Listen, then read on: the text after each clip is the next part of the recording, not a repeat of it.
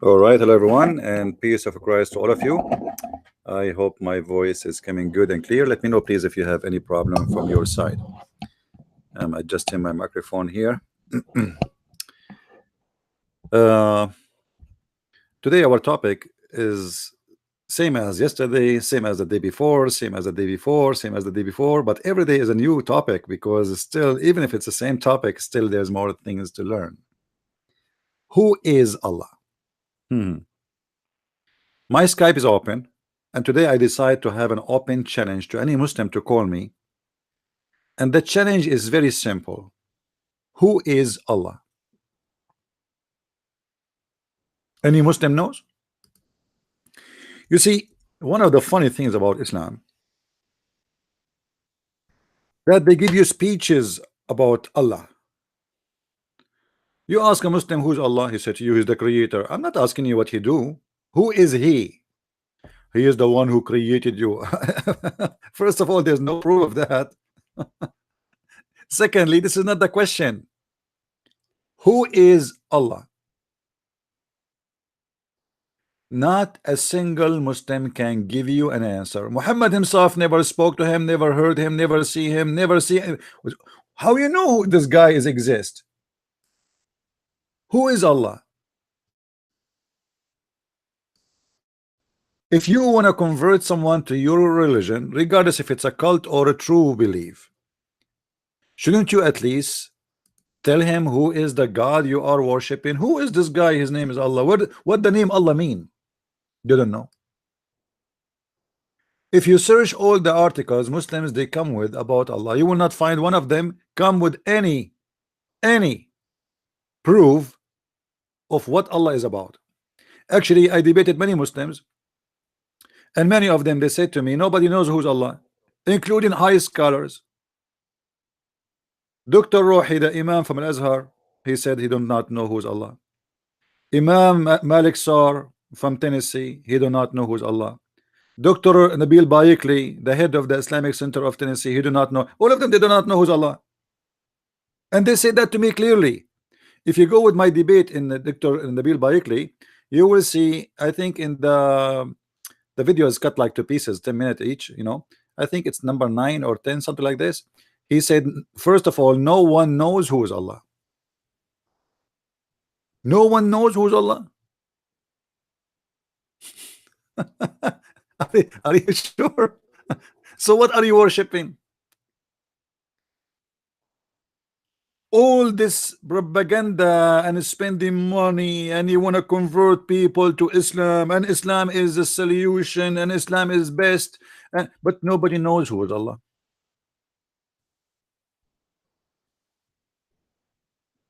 That is the most funny, stupid thing ever you can hear.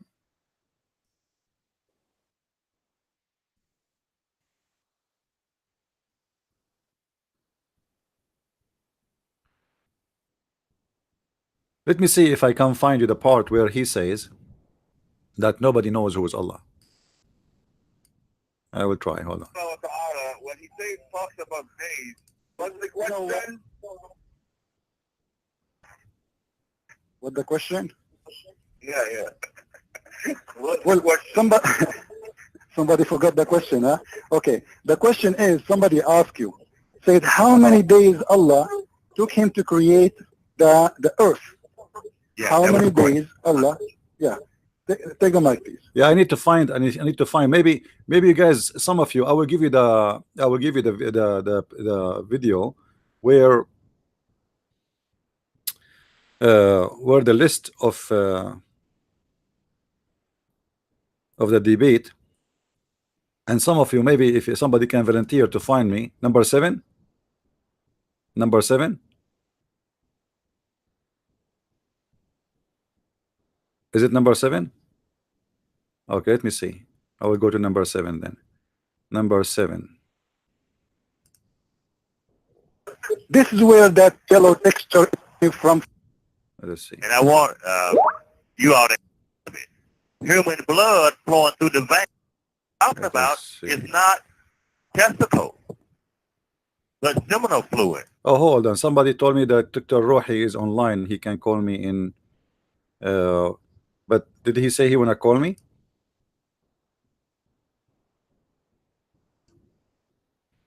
All right. Well, let me open Paltalk then. Hold on, give me a second. Well, maybe Dr. Rohi, he can answer us. Who is Allah? And you will see how the answer will be. Perfect. So give me a second. Let me log in Paltalk.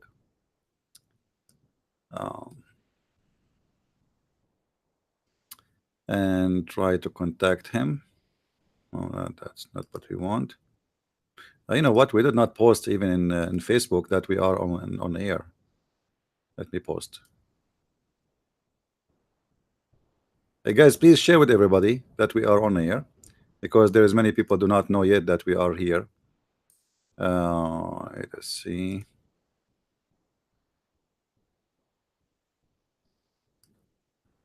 And I will log in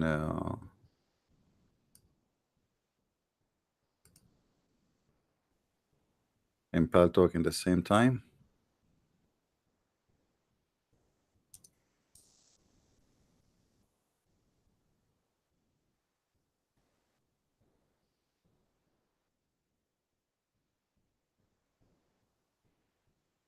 All right.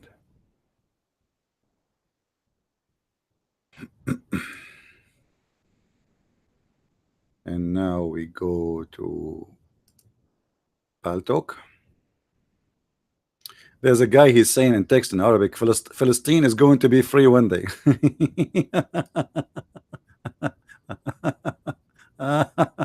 That's a good one, Hassan. How are you doing, Hassan? You watch too much fiction movies, my friend.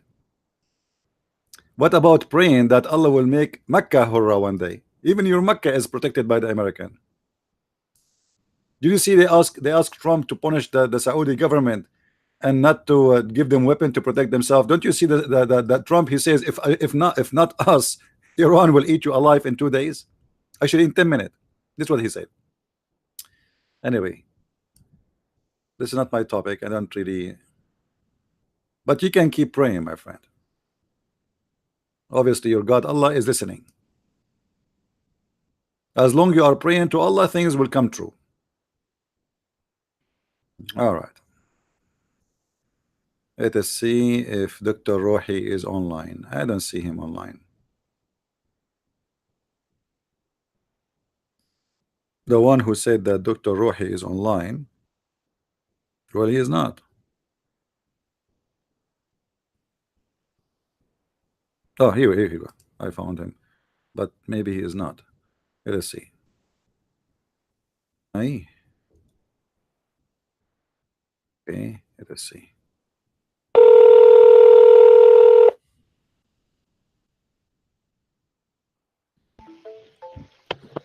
Hello?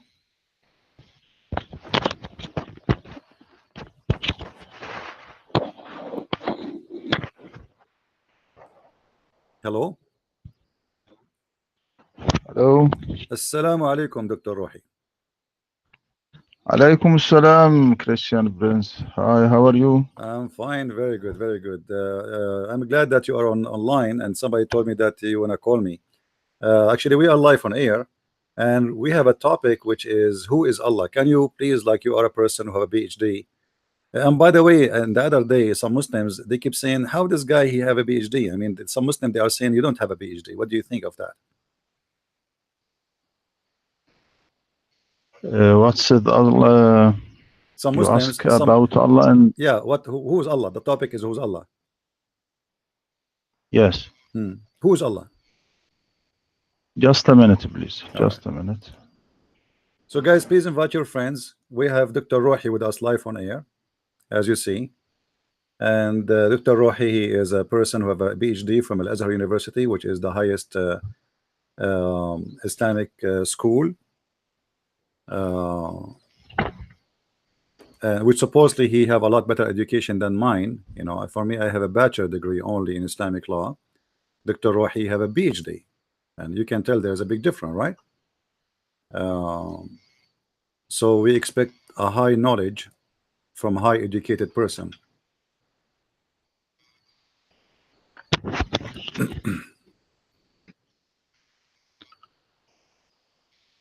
All right, Dr. Rohi, are you there? Okay, yes. I am tired tonight, but my friend told me to debate with you, so I will debate because you are a respect person, and I like to debate with you, my friend. Thank you, Dr. Rohi. You're welcome, and I'm happy to have you with us today. And anytime you feel that you are tired, you need to go, please just say so, and you will be your way to bed. I understand. So who is Allah? Thank you. So who is Allah, Dr. Rohi? People are listening. Is my voice clear now? Yes, your voice is good. Your voice is good. Yes, thank you. Mm. Name of Allah took from Ali Hashay. Ali Hashay, it means he worshipped him. Then this name was given to God only. Look, the most great king didn't dare to be called himself Allah. This Say name, again. So what? The Greek king? I said the most great king didn't dare to be called himself Allah. Name of Allah took from Ali Hashay. It means he worshipped him. And where you get this from? I mean, Ali Hashay, which worship something. So you are saying that Allah is not a name. Allah is just a word mean worship something. No. This name was known to Arab before Islam, but we don't know the first person who said this name. But we can saying that name of Allah is Arabic translation to four Hebrews word Elohim, which it means God, and the word Elohim took from verb Allah, or Ilya in Hebrew. So okay, so the original of the word Allah, is it Arabic or Hebrew? It is from Arabic, but it is in Hebrew. So, but you are saying nobody knows who is the first one who used that name, correct? Yes. Okay. And how, as long you do not know who is the first one who used this name, how you know that was an Arab? If you do not know him, if you do not know the history, you do not know the date, you do not know the person, how you know that the first one who used it is an Arab? It is in the dictionary of all dictionary in Arabic. Lisan al-Arab. There's no dictionary. All the dictionary are guessing about what Allah, because simply there's no definition. Nobody can, like you.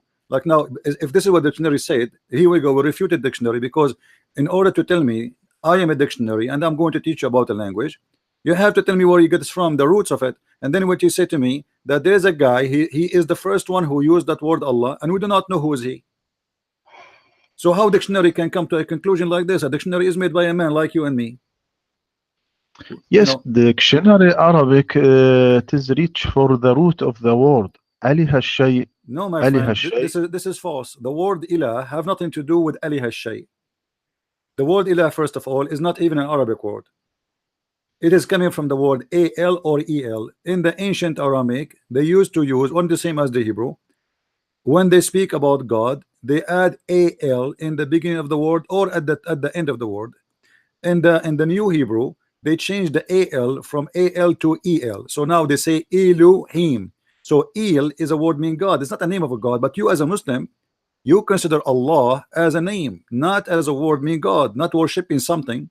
And you just said to me that the origin of this thing, that somebody he said he worshipped something, and this is Ali Hashay, which means Allah. So Allah is worshipping something. So you Muslims, you worship something, but you do not know what is that thing, because the second you say something, it means it's unknown. Yes. الله يعني اسم الجلالة هو أنا كما قلت اشتق from أله الشيء يعني عبده ثم يعني then أطلق هذا على الخالق, then it means he worship him. My friend, you said you keep repeating the same thing, saying Ali Hashay worship something. So your God Allah is something. How you worship something which is unknown? Because something is mean, it's something, it's unknown, it's something. You see, when I say I know what I'm talking about, like even in Arabic, in same in English, In English they put the word the before the name, and that will make it known. In Arabic we add the two letters al, right, and that will make it known, al-ta'rif. So here you are saying to me that Ali Hashay is worshiping something, and you as a Muslim worshiping something, but you do not know what is that something. And this is the question. We go back to zero. What is that something you worship? Who is Allah? Uh, I said I don't know who the first person who called this name Allah, but it is this is a proof that this name is the true name for Allah. Why? Because now look at Lord or God in English or خداوند in باريس in يعني في الفارسي أو ألاهيم بالعبرية أو ديو in French أو ديفينيتا My friend, مثلا Elohim is not a أو name. دوس. Elohim is not a name of God. Elohim is a word meaning gods, actually, not God. So our God's name is not Elohim. This is not a name. So I'm asking you now, you Muslim, you consider Allah as a name, not just a word meaning God. And now you are telling me that Allah is coming from saying worshiping something.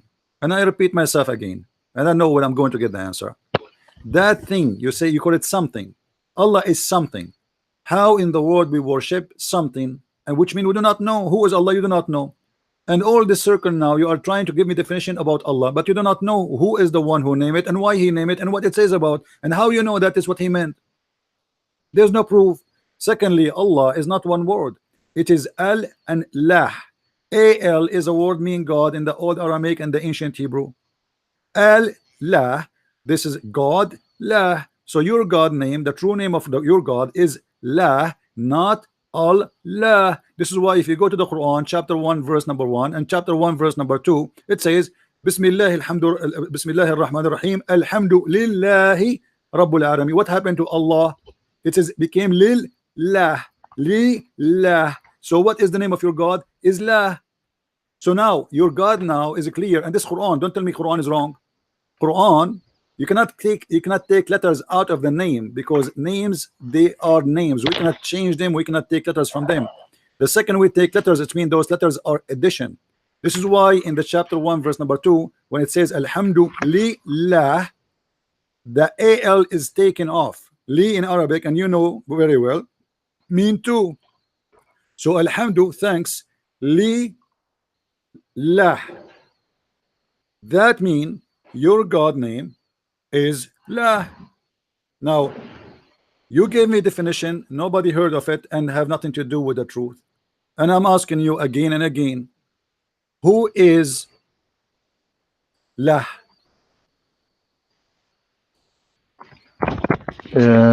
Look, my friend, you have a mistake. Why?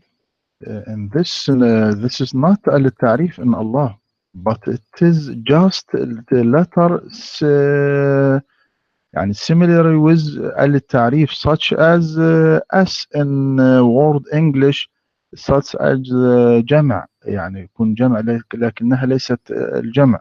يعني هنا تتشابه التعريف مع الله، لكنها ليست التعريف. هنا الله لا تبدأ بالتعريف، يعني هنا لا تبدأ Thank you. الألف واللام. So why we take it off? Why we take it off? Thank you. This is what I'm saying. Actually, I am not saying it is a tarif. I am saying that al is a word in the ancient Aramaic and the ancient Hebrew, mean God. God. Al is not al-tarif. It's not equal to the in English. So al Yes. is a word mean God. Thank you very much. So al lah, God lah. So your God name is lah, and the al before it mean God. So now God lah. Who is the one who named it lah? You said you do not know. If anyone go right now and search in any website, he will find that in 2 minutes in Google that lah is the name of the moon god. No. Why the lah is the moon god? Yes, hey, this Why? is the truth. You can search right now, Dr. Rohi. You have a PhD. Can you prove this in the lah is the moon god? Yeah, sure. It is very easy. Here we go. Will take me 2 seconds. Here we go. Here we go. My friend, even if no, there hold are, on, hold on. You yes, see, yes, people, they have a like the Christian, they say there's many names, use, but there's words is equal to God. So there's Yah, there's Yah, and there's Yah, and there's Al, which means God, and there's Allah, and there is etc. All of them is equal to one thing. Either you mean God when you say Al, or you mean the name of the moon god. Here we go. I just, it took me 2 seconds. La, La is what? La is the moon god, the lunar god. As simple as that. Anyone can go and make a search in 2 seconds, and he will see the answer. It's not like something mysterious. Google there, full of websites. You can search right now. Search for the moon god. What is the moon god? You will see the name of the moon god is La. It's not a secret. So now look, Dr. Rohi. We have yes. a clear proof that La mean the moon god, and we prove from chapter 1 verse number 2 that this is the name of your god, Li La. Okay, now still this will not give me even who is your god, because even this is not my question. Let us say, for the sake of argument, it happened that the name of the god of the Muslims is so the same as the moon god, but it is not. Okay, we will let it go. But who is this god? Still we do not know. Or what you are saying to me, that we as Muslims we worship a god, his name is La, and this is the same name of the moon god, and all religion is based on the moon. We fast by the moon, we break fasting by the moon, we celebrate by the moon, everything in Islam based on the moon. Yet they are not people who worship the moon god. You will say to me the Quran says don't worship the moon. Yes, we are not talking about worshiping the moon. The moon god is not the moon. There's a God who is the God of the moon. If you remember, Dr. Rohi, do you remember the story where your prophet, he said to his cousin, he said, I don't believe in the Lord of An-Najm. Kafartu bi Rabbi An-Najm, in the chapter of An-Najm. Who said that? The cousin of Muhammad, the one who was married to his daughter. He said to him, So Kafartu bi what's Rabbi the An-Najm. Do you remember what's where? the relation? Okay, who is the Lord of the Najm? Who is the God of the star? Look, my friend, I answer you about the god, the moon god. Even if there is a worship of the moon in the Arabia, what's the matter of Islam in this worship? I'm coming with my Islam. proofs, my friend. I'm coming with my proofs. I'm asking you. Okay, This is why I'm asking about this. let What the cousin of me. Muhammad? What Muhammad he said to his cousin when he said, I refuse to worship the moon, the god of the stars. Why Muhammad is asking him to worship the god of the stars in the chapter of An-Najm? What's the relationship with the cousin of Muhammad in the Islam? The cousin of Muhammad is not the topic. The cousin of Muhammad, I'm just mentioning to you a topic, like a story in the Quran. I'm not talking about this is what is mentioned in the interpretation for the Quran. Cousin of Muhammad is disbeliever. He worshipped two idols. No problem. But why Muhammad is asking him to worship the god of the star? Look, my friend, Islam is a clear religion calling for the worship of one God. He is the God of the star. He is the God of the star. Yes. Okay. Listen to me, please. The Holy Quran said in chapter 41:37, don't prostrate to the sun or to the moon, but prostrate to Allah who created them. See, I am the one who told you that. I am the one who told you the Quran says don't prostrate to the moon, but we don't. But worshiping, Dr. Rohi, worshiping the God of the moon is not worshiping the moon. You are not answering. A person who worship the God of the moon, he don't worship the moon. So don't prostrate to the moon. Prostrate to the God of the moon. Yes, the God of the moon. Who is the God of the moon? Who is the moon? Who is the God of the moon? Allah, the God of the all worlds who created the worlds. No. Okay, the Quran says Okay, can you go with me to the chapter of An-Najm, verse number 1? Yes, let والنجم إذا me. هوى والنجم إذا هوى ما ضل صاحبكم وما غوى. The cousin of Let Muhammad, me he said to open him, the. the cousin of Muhammad said to him, قال عتبة ابن أبي لهب كفرت برب النجم. Utbah, the son of Abi Lahab, he said, I am a kafir in the Lord of the Star. The Prophet of Allah, he said to him, aren't you afraid that the dog of Allah will eat you? أما Yes. تخاف أن يأكلك كلب الله. Okay, why Muhammad saying that the Lord of the Star, he have a dog and he will eat you if you don't believe in him?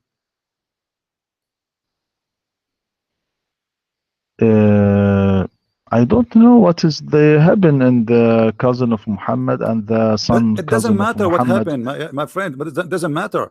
Your prophet is taking old legend that there is the God of the moon, the God of the stars. He have dogs, and if anyone who don't worship him, they will send his dog to eat him.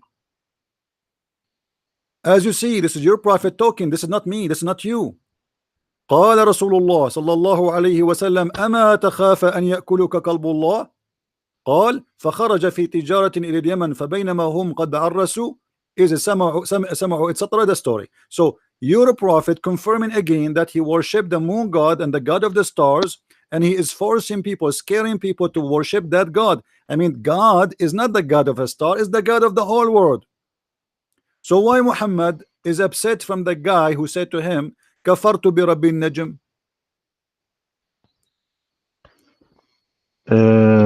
Let me set this hadith and insert this hadith, All please. right. كفرت برب النجم.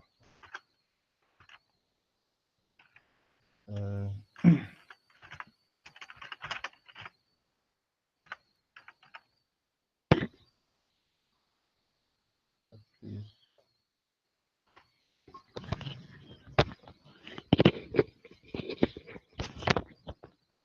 in chapter النجم كفرت برب النجم عن عتبة في أنه عن عتبة ابن أبي لهب حين قال إني كفرت برب النجم إذا هوى فقال النبي اللهم سلط عليه كلبك فأخذه الأسد في طريق الشام. I don't know what is the problem with this you if The problem, your prophet is عتبة. teaching the same as those who worship gods, who they are gods of the stars. They have dogs, they have animals, and if you don't worship them, they will send their animals to eat you. So it's not a coincidence that it happened that your god, his name is La, which is the moon god. Your god have a dog. I mean, why God have a dog? Can you tell me, Dr. Rohi? Was your prophet exaggerating and lying about God having a dog, or he mean it? رب النجم هو الله رب الأكوان رب العالمين يعني is the رب العالمين Lord of the world, Lord of the universe, Okay, I Lord mean, of this is not the all question. beings. Dr. Rohi, wake up with me. Wake up with me. Listen, Allah is your God. His name is La. You said he is not the moon god. No problem. Why, if a person he says, I am a kafir in the Lord of the Star, Muhammad, he get upset and he says to him, aren't you afraid that Allah will send you his dog to eat you? What that have to do with any true belief and any true prophet? Do you really believe that if I don't believe in Allah, Allah will send his dog to eat me? And why he is not sending his dogs to eat me? And why he have a dog? Because, Is that because he is the moon god and the moon god have a dog? no, not a moon god. So who is this God who have a dog? Explain to us, who is this God who have a dog? I thought dogs in Islam are dirty, they are najis. No. Dog is meaning of the lion, not mean dog. It So is your prophet, he said dog, he mean lion? I mean, how come? Come on, Dr. Rohi. When I say dog, I mean dog. The dog is a dog. He can say, Muhammad did not say, aren't you afraid the lion will eat you? He did not say that. He said, aren't you afraid the dog of Allah will eat you? And let us go with you. Why Allah have a lion? Allah will send his lion to eat me? Yes, all the creation it is belong to Allah. No Lion, problem, no dogs, problem. all But how Muhammad he knew that Allah have a dog in heaven? Where did he get this look in information this from? look, I read from the tafsir. Hmm. what's it قال النبي صلى الله عليه وسلم اللهم سلط عليه كلبك فأخذه الأسد في طريق الشام. كل التفسير كده. Hmm. فأخذه الأسد Hmm. في طريق الشام. Okay. The lion took him in the way of So the your Sham. prophet he prayed for Allah dog to eat him. He prayed to Allah to send his dog to eat him, but a lion he ate him. That's mean your prophet prayer did not work. Look what he said. Yes. You are the one who said that. You said your prophet he said he prayed to Allah to send his dog to eat him. Question, first of all, how Muhammad he knew that Allah have a dog? How he knew that he, Allah, is a God who have dogs and he can send them to eat people? And secondly, the guy was not eaten by a dog, he was eaten by a lion, according to the story. So the prayer of your prophet did not work, because he did not say Allah sent him a lion to eat him. He said send him a dog to eat him. All creation belongs to Allah. My friend, beings. okay. You see, you are not listening. Okay, let us go back to zero. Who is Allah? Don't give me name now. Forget about the name. Obviously, the name you just admitted that Allah is a word means something, worship means something. So the name will lead us to nothing. And you said the first one who used that name, nobody knows who is he. Thank you very much. Now, who is Allah? Allah is Lord of the worlds. But this is not an answer. Anyone, all those who have religion, they believe their God is the Lord of the world. Who is Allah? Do you know who is Allah? You do not know. So you are making us giving us a definition that he is the Lord of the world, but there's no proof that he is. And do you know that how you know he is the Lord of the world? Because he said, I am the Lord of how the you know world. He said? How you know he said? Muhammad, in the first chapter in Quran, Alhamdulillah Rabbil Alameen. Well, thank you very much. The first chapter in the Quran proved that Allah cannot be Lord, because how Allah he say thanks to Allah? Yes, one of the greatest attribute of the Quran than other books that he focus on Rabbil Alameen, Lord of the all beings. Dr. Rohi, if you are talking, you are making a speech. Let us say I invited you to our church, and you say, starting introducing yourself, you say, first of all, I want to thanks Dr. Rohi for coming. But you are Dr. Rohi. So how Allah he says in the name of Allah, the most gracious, most merciful, when he is Allah, in the name of Allah?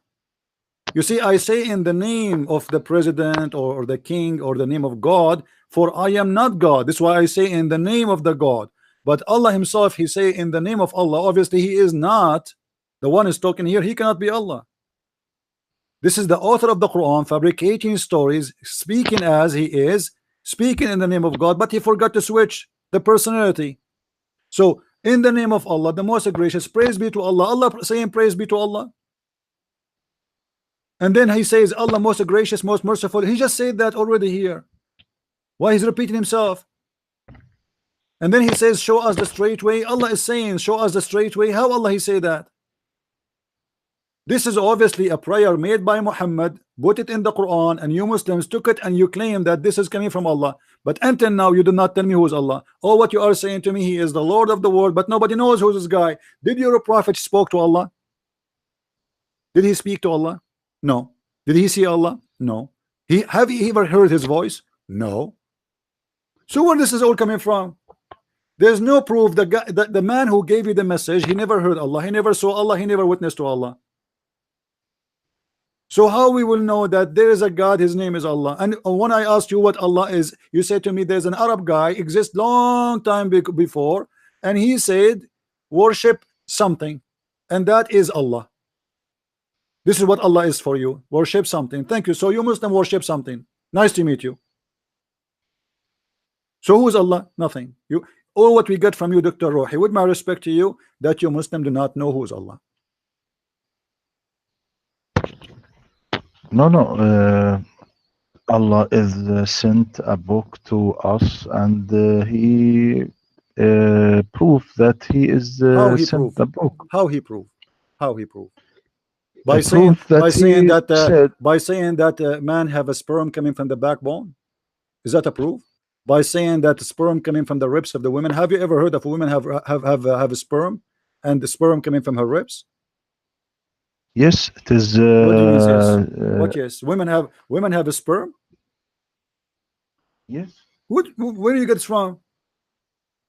What do you get from that women they have a sperm and their sperm is coming from their ribs? Look, now Allah said, فلينظر الإنسان مما خلق من ماء دافق يخرج من بين الصلب والترائب إنه على رجعه لقادر يوم تبلى السرائر فما له من قوة ولا ناصر. Right. What does this mean? Okay. So I translate this this verse. The slave man observed Hello? ejected, emerging from between the backbone and the ribs. Right. Indeed, Allah is to return him to life, is able. The day when secrets will be put on trial, then man will have no power or any helper. This is now look at this verse. You are said that the semen coming from backbone and the ribs, but coming from testes. So it is a mistake. It is a mistake. The verse not talking about the semen, but talking about the human, because the speech from the first was about the beginning of the human creation, the end of this world, then return the man you to are reading life the once interpretation again. of who, Dr. Rohi? When we speak about something, please give me a reference. All the reference speak that the gushing fluid is the sperm of the man and the sperm of the women. Do you agree or no? All the interpretation says that. No. Okay, give me an interpretation you are reading. يعود ضمير يخرج من بين الصلب والترائب إلى الإنسان ولا يعود إلى الماء الدافق. Okay. Who is the one agree with you, my friend? Who is the interpretation you are reading for me from? Is that Ibn Kathir? Is that Al-Qurtubi? Is that Al-Jalalain? I have them all in front of me and they are saying the opposite from what you are saying. The ma'un dafiq, it's a gushing fluid, and we can explain it from the hadith. Do you want me to show you that your prophet he explained that verse? Yes, so the verb أنا قلت the verb coming from ascribe to the man and don't ascribe to the semen. Why? So what is the meaning of coming from between the backbone and the ribs?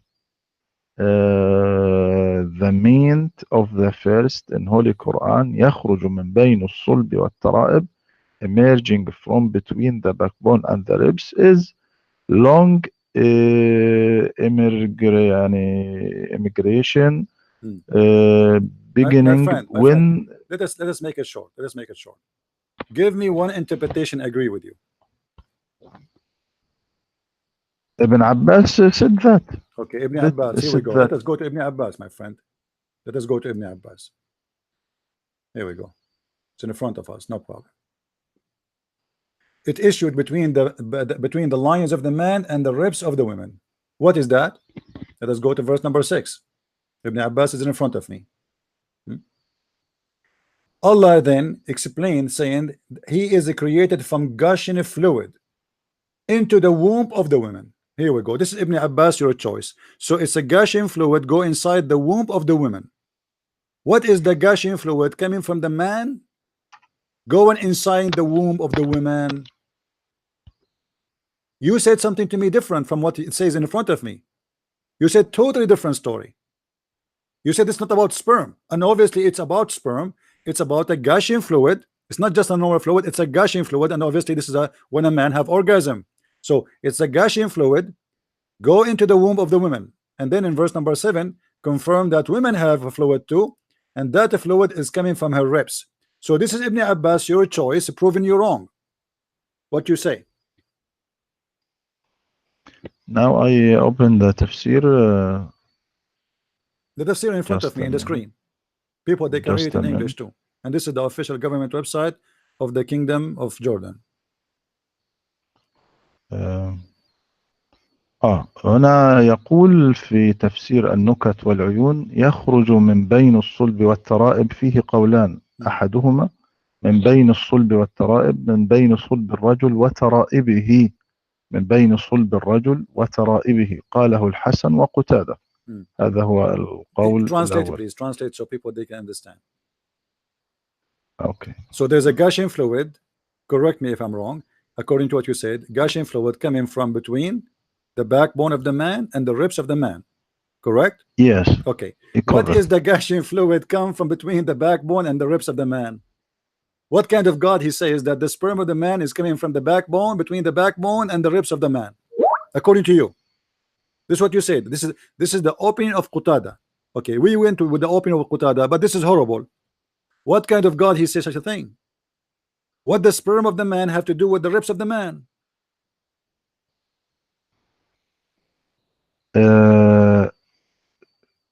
Look, I said the semen not coming from backbone and the ribs, but coming from testis. Okay.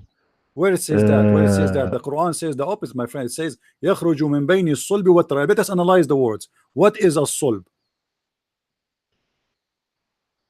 Is the backbone, correct? A sulb is the backbone.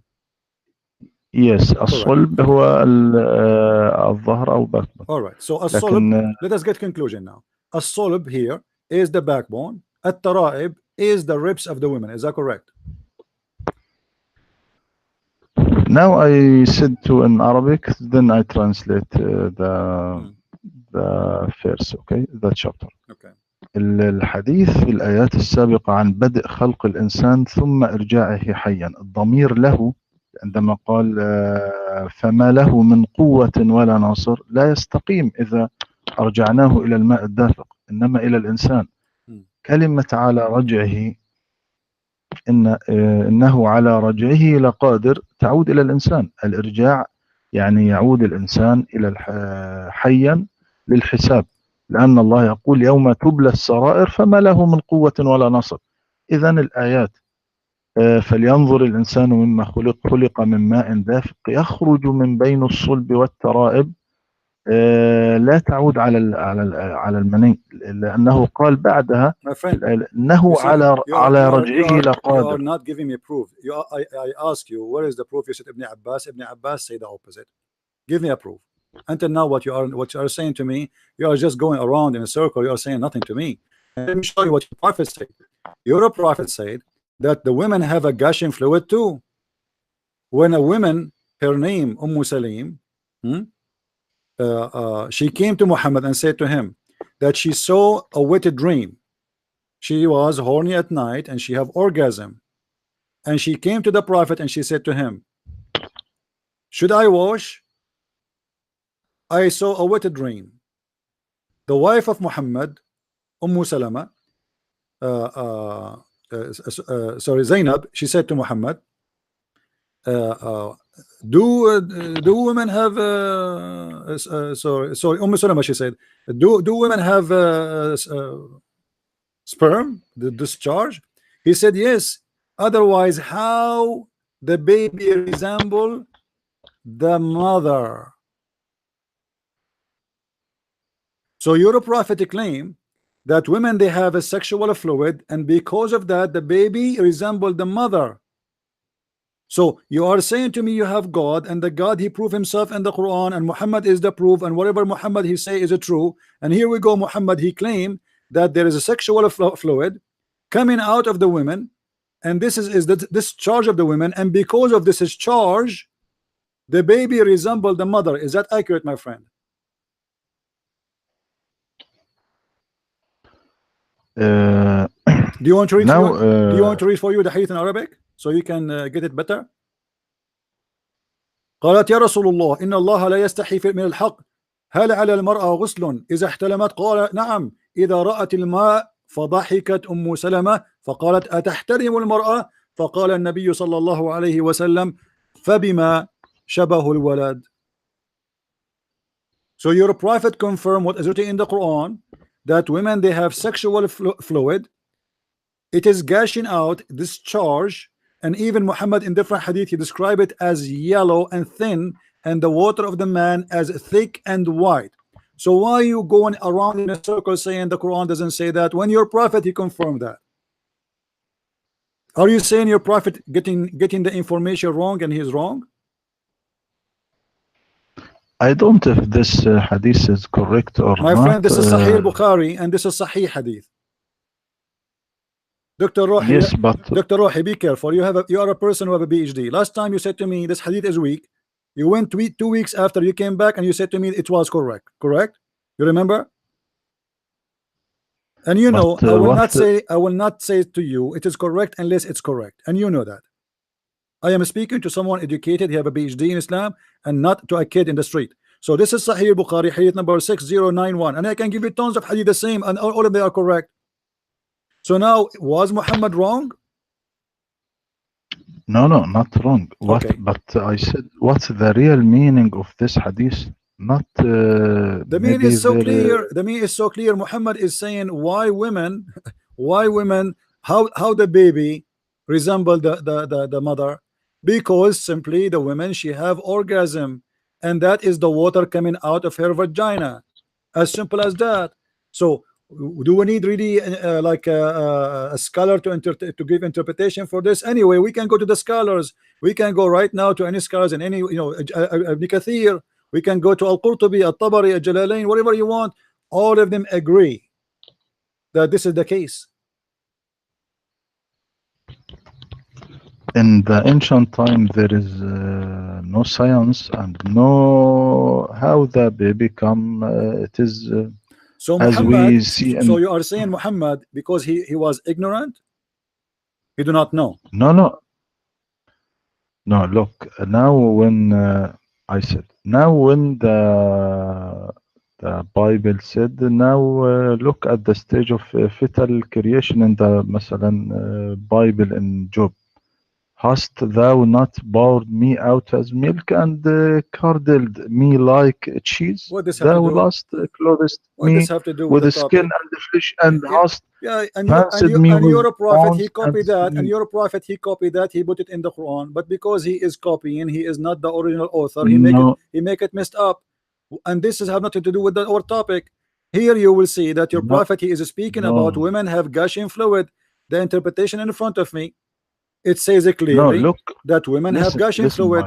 Okay, let me ask you, when Muhammad he said here that this women, she have a sexual discharge, and he said this is why the baby resembled the mother. Muhammad is saying that based on what? Please listen to me. Now, as the first in Bible, ألم تصبني كاللبن وخثرتني كالجبن كسوتني جلدا ولحما فنسجتني بعظام. My friend, what does have to do with the ribs of the women and the backbone of the man? Does it say there that God he made us from backbone? Please, my friend, listen to me. You are taking me out of the topic. We can talk about this after we finish.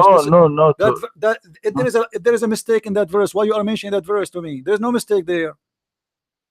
We are talking about something different, Dr. Rohi. I want an answer. Why in the word your God and your prophet both they think women they have gushing fluid, and that fluid make the baby look like them, and that gushing fluid is coming from the ribs? I have all the interpretation in front of me. All of them they consist, and they say that the ribs of the women at Tara'ib is the ribs of the women. The first chapter of Quran in Surah At-Tariq is clear that ماذا يقول فلينظر الإنسان مما خلق من ماء دافق يخرج من بين الصلب والترائب نات ماء دافق إنه على رجعه لقادر يوم تبلى السرائر إنه الإنسان. So I translate, let man observe from what he was created. He was created from a fluid ejected, emerging from between the backbone and the ribs. Indeed, Allah is to return him to life is able. So the day when secrets will be okay. put on So to it. you just said that your God, he said, you repeat the same thing, that you are created from ejected fluid, ejected from where to where, Mr. Rohi?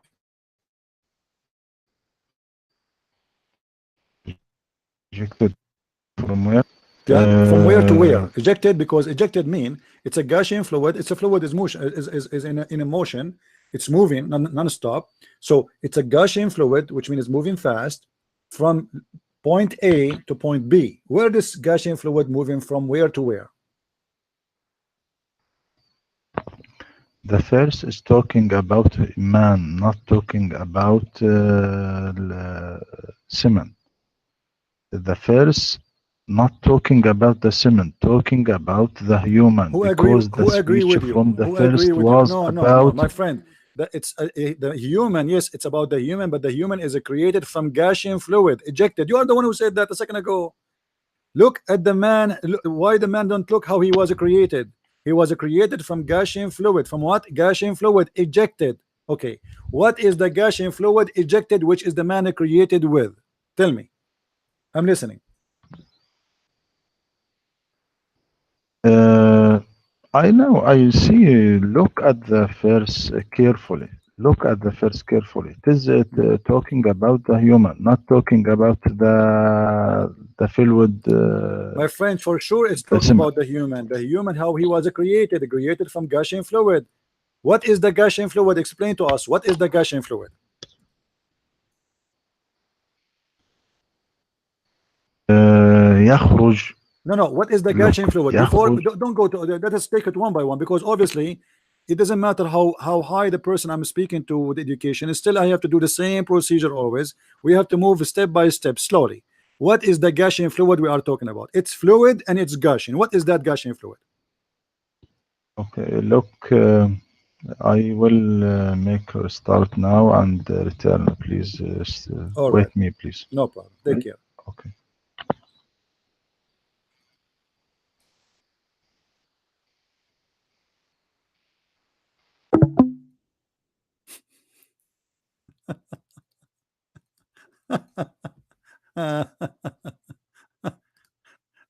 Yeah, right. Yeah. You see, it doesn't matter. You speak to a kid, you speak to an adult, it's the same. It's the same. You speak to a person who have a PhD or a person of high school, it's the same. They will not say, they will not answer, they will not give an answer. So who is Allah? We learned today from somebody have a PhD that or Allah is something. I mean, thank you very much.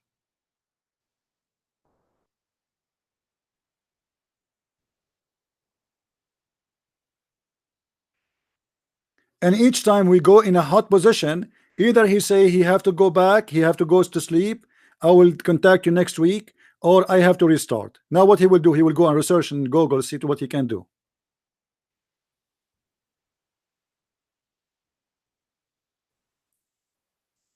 Who's next?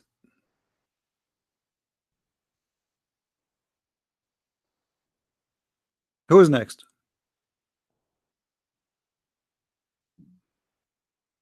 And I mean, by the way, speaking to Muslims is very frustrating, because you know that they are playing games.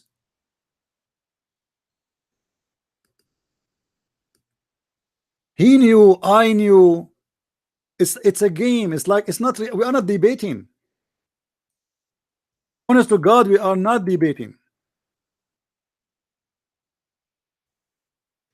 There's no debate in this debate. It is a game. How I can cover up. This is what he is doing. How I can cover up the problem. The question is even not about this. We're trying to find out who's Allah. They do not know. Who is Allah? Allah, he said he is the Lord of the world. Oh, this is what it says in the Lord of the Ring too.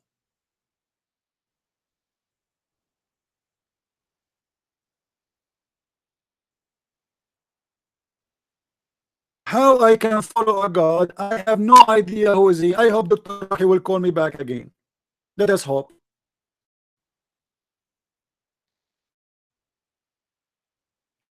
He will contact some of his sheikh in Al Azhar University. Says what you will say to this guy now.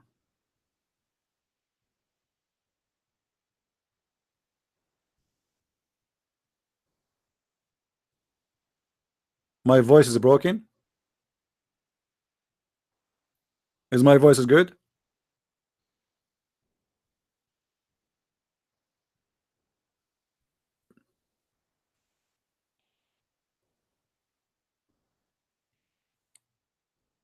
Do we have any Muslim?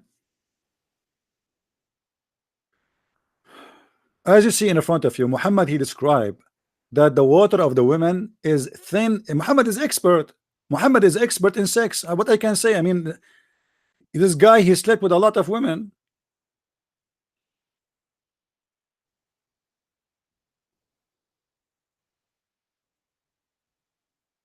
The messenger of Allah said, the man water is thick and white, and the women water is thin and yellow.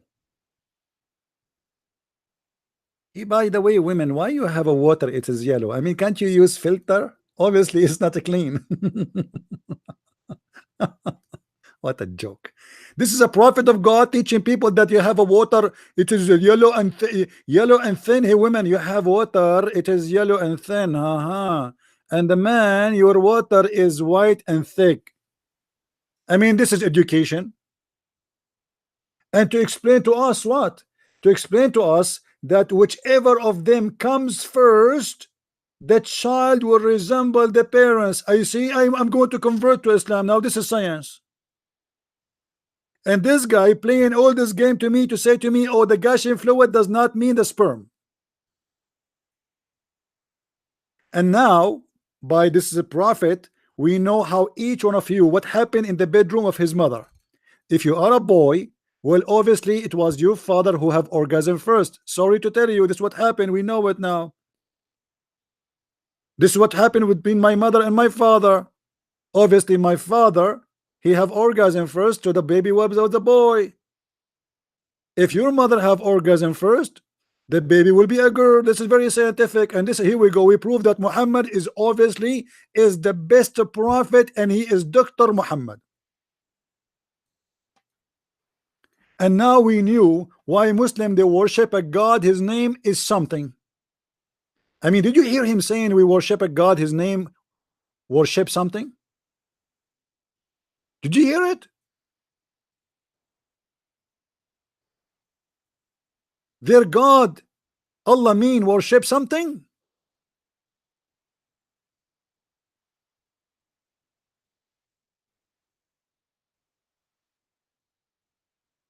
What is that? And this is why I don't like to have a Muslim guest in my show, because I'm afraid most of you will convert to Islam after you hear the science and the knowledge and how convincing they are. You see, they are so convincing when they speak to somebody who speak no Arabic. He have no knowledge. He do not know what he's talking about. If you have all those requirements, the Muslims will be so happy to jump on you, not to debate you. They will jump, they will challenge you to debate. Look, go YouTube right now. See how many Muslims challenging everybody there, but nobody is challenging me. And the poor me, I stay here for 5 hours, 6 hours.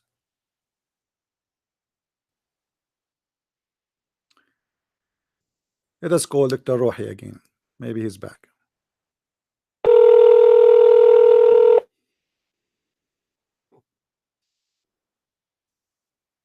Hello? Hello?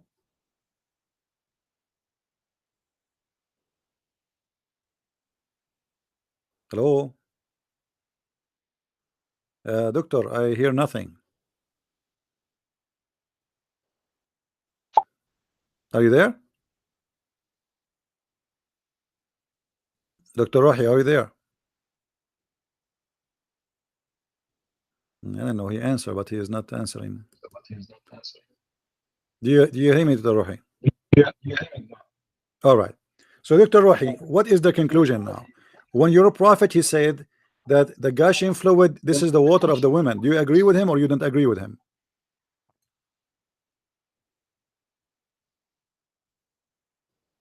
Hello? Hello, do you hear me? Yes, Do I you do. hear I me do. now? I do. So, do you agree with your prophet Yeah, when he okay. said that the women, when she have orgasm, the baby will resemble her? And this is the gushing fluid of the women, which is coming from the ribs. Do you agree with him or not? I don't know the true meaning of this hadith My friend, it's, because the true meaning not is very clear. Okay, as Quran. Dr. Rohi, do you know the hadith where it says in Arabic? I'll read it for you in Arabic, so you don't say I did not get it. أخبرنا إسحاق بن إبراهيم قال أنبأنا عبد حدثنا سعيد عن قتادة عن أنس قال قال رسول الله صلى الله عليه وسلم ماء الرجل غليظ أبيض وماء المرأة رقيق أصفر فأيهما سبق كان الشبه. Are you aware of this hadith? Yes, it is speak about the semen of the man. So this is about the semen. Thank you very much. So this is about the semen. Okay. But do you agree semen and that if the women have orgasm first, the baby will be a girl? yes, yes. What is the problem? The problem in problem, women this? have no semen. The problem the women have buwaida. My friend, your prophet, he did not say women she have an egg. He said women she have a thin yellow water, and the egg of the woman, talking about the discharge, the charge come out. This is not internal, this is outside. So he's talking about the water will show up out in her vagina. This is thin and yellow. This is not the egg, so don't mix things up. So here he's talking about whoever comes first, the baby will be the same as the parents, and you agree with that. You said there's no problem with this. So what is the water which is ejaculated of the man is white, thick sperm. What is the water ejaculated of the women? It is yellow and thin. And whoever comes first, the baby will resemble the father or the parents. And you said you agree with this. But anyone who is listening, he knew that this is false, absolutely false. If the baby is born, when the baby is born, have nothing to do with the who have orgasm first, especially we are talking about the gender. Your prophet saying here that whoever come first, the gender will resemble him. This is absolutely false. What do you say? I have a problem in my computer. So Dr. Rohi, the problem is not in your computer. The problem is in hadith. The problem is in the Quran. It's not in the computer. Come on, you are trying to make excuse. I'm getting it. I'm getting it. It's okay. I understand. You are not the first one who make excuse to go. My friend, that problem is here. Stop saying I need to restart. I have a problem. I know what is the problem. The problem, you do not know what to say. What kind of a prophet he claimed that he is speaking in the name of God, yet he said that whoever have orgasm first, the baby will resemble the parents. And I'm so upset from my father, by the way. Look, because my father have orgasm first, I look like him. I look scary. I wish my mother she have orgasm first. What kind of knowledge this knowledge is? Now we talk about the verse of the Quran يخرج من بين الصلب والترائب. Then later we talk about this hadith. We are talking about it. We did not get out. We are not getting out. We are showing you what your prophet explained, that how the baby is created. The baby created by a fluid of the women and the fluid of the man. When your prophet, he said whoever come first what? Come with the fluid. What is the fluid? He described the fluid. He said the man fluid is thick and white, and the women fluid is thin and yellow. So we are in the same verse, the same topic.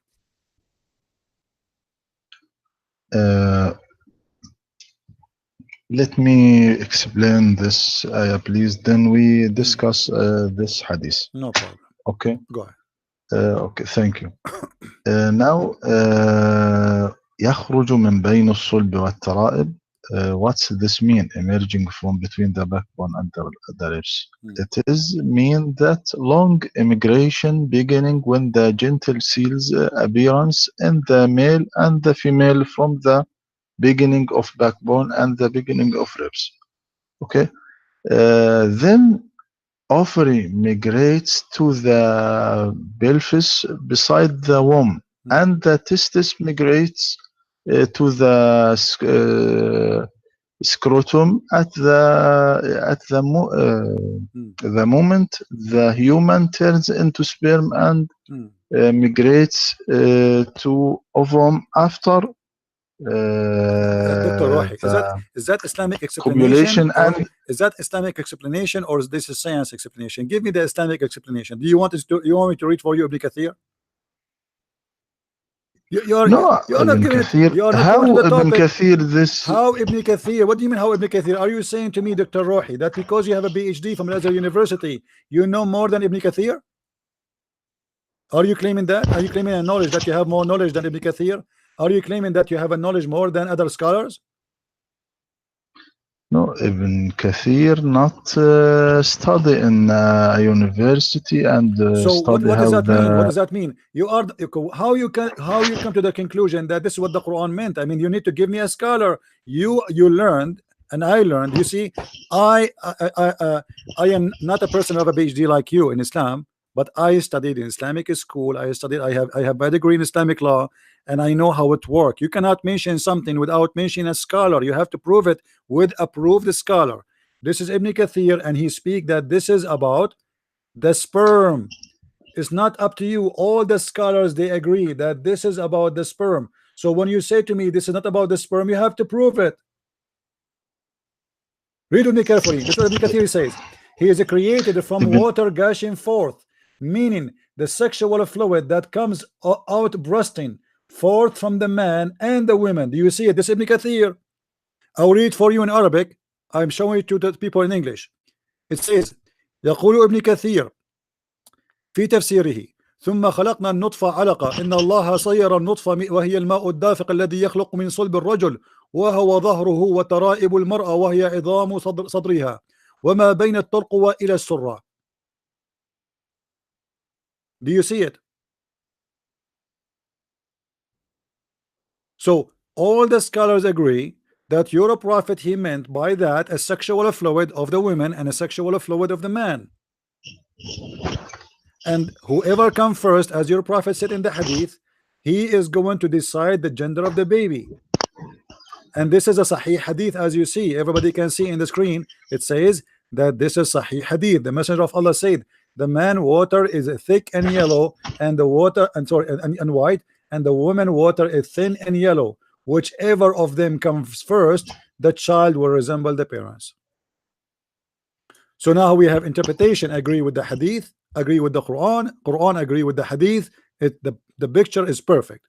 How that can be God? Ibn Kathir not a holy man. Gee, they just scholar speak by this all the names science you that mentioned to me, known in all his the names you time. mentioned to me, they are not holy name men too. But obviously, you choose your cherry. When you want Ibn Kathir is good. When you want you don't, he's not good. Okay, choose for me a person you like. Which interpretation you like me to read for you? Which is going to show you that you are wrong again? Can you choose for me? Which interpretation? Jalalain? Is a Jalalain is good for you? Not a Jalalain. The Quran, we must study the Quran so let us make it simple. According to the science of this time. So you don't want any Islamic scholar to explain the Quran, because obviously their explanation will prove Islam to be wrong. So we need to manipulate the Quran today and change the interpretation which is taught for centuries by Muslims. Yes. And today we need to update it and change it. So you are saying to me the interpretation of the Quran is changeable because we discovered that this is wrong. So it was okay to believe this is what. So what about Muhammad saying that? Are you going to say we should say to Muhammad you are wrong? When Muhammad is said, no, if the man have orgasm first and the women have or the women have orgasm first, the baby will resemble the parents. Was he wrong? The Quran not said this. The Quran not said this. But I don't this hadith, the meaning, the true meaning of this hadith, but Quran not say. What do you mean the Quran not saying? What do you mean the Quran doesn't say that? No, the Quran said that. The Quran mentioned that the man is created from a sperm. Do you want to show you the verse? Yes, the man created from a sperm. What? Thank you very much. Thank you very much. So he is created from a sperm, and this is what he's talking about. This is why it says dafiq. Dafiq is a gushing fluid. It's a gushing fluid moving so fast. There's nothing have to do with the baby is gushing fast except the sperm. What is gushing fast? ejaculated, coming out. What is that? Let me speak in Arabic, then I translate this. But let us before you This. go, Dr. Rohi, you agree with me that all Muslim scholars agree with me that this is, according to Islamic scholars, it's meant the sperm of the women coming from her ribs and the sperm of the man coming from his backbone. But you come in with a new idea that because today we discover that this is stupid, so now we need to change the interpretation of the Quran. No. Then you have to give me My one friend. scholar agree with you. Don't tell me no. I showed you Ibn Kathir, I can show you Al-Qurtubi, I can show you Al-Tabari, I can show you Jalalain. Yes, the first said what the first said من بين الصلب والترائب لم تقل من الصلب والترائب كلمة من My بين friend, a solb is a solb of the man, a taraib, and a taraib of go to the dictionary. You are the one who mentioned to me dictionary, right? You can open the dictionary right away and you will see that the word taraib is not just the ribs, it is the location of the necklace of the women. Taraib is not the ribs, it is the location of the necklace of the women. So when you see there is in the chest of the woman, there is a little hole in the top of her chest, and this is where the necklace will stand. That is a taraib.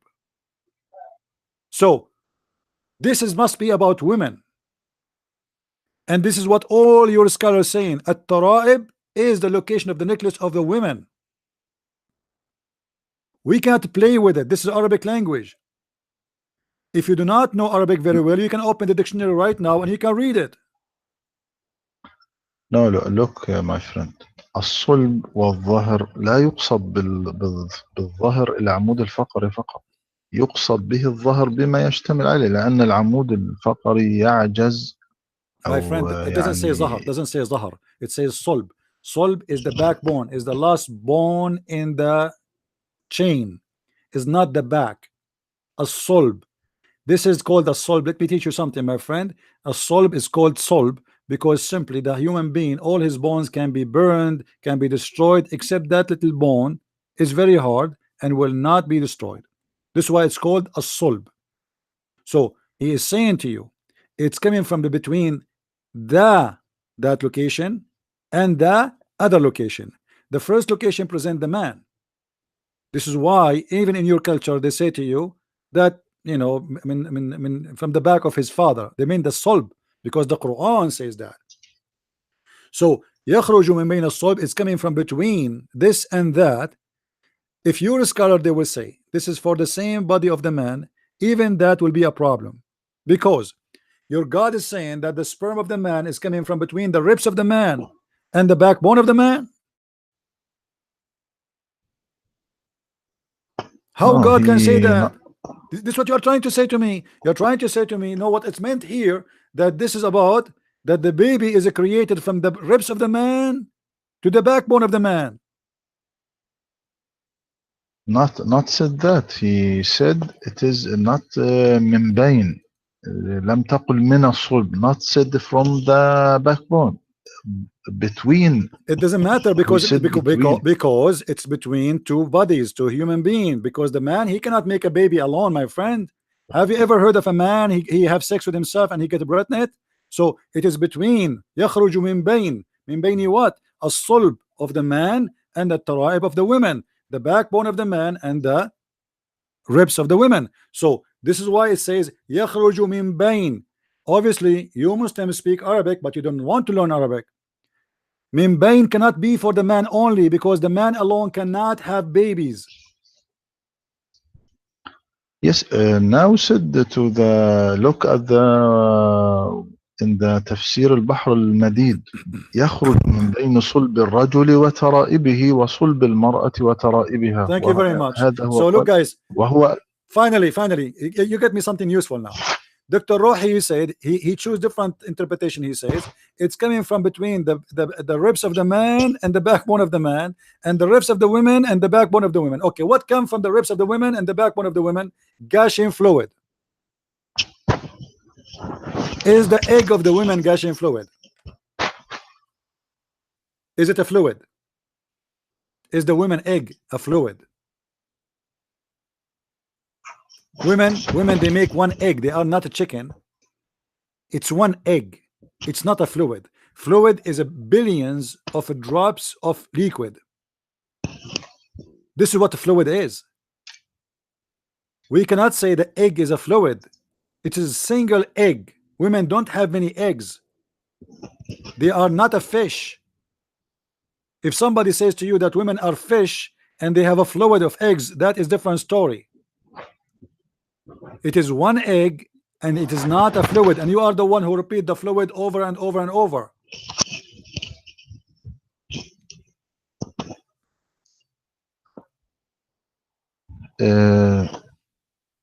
You don't understand the chapter.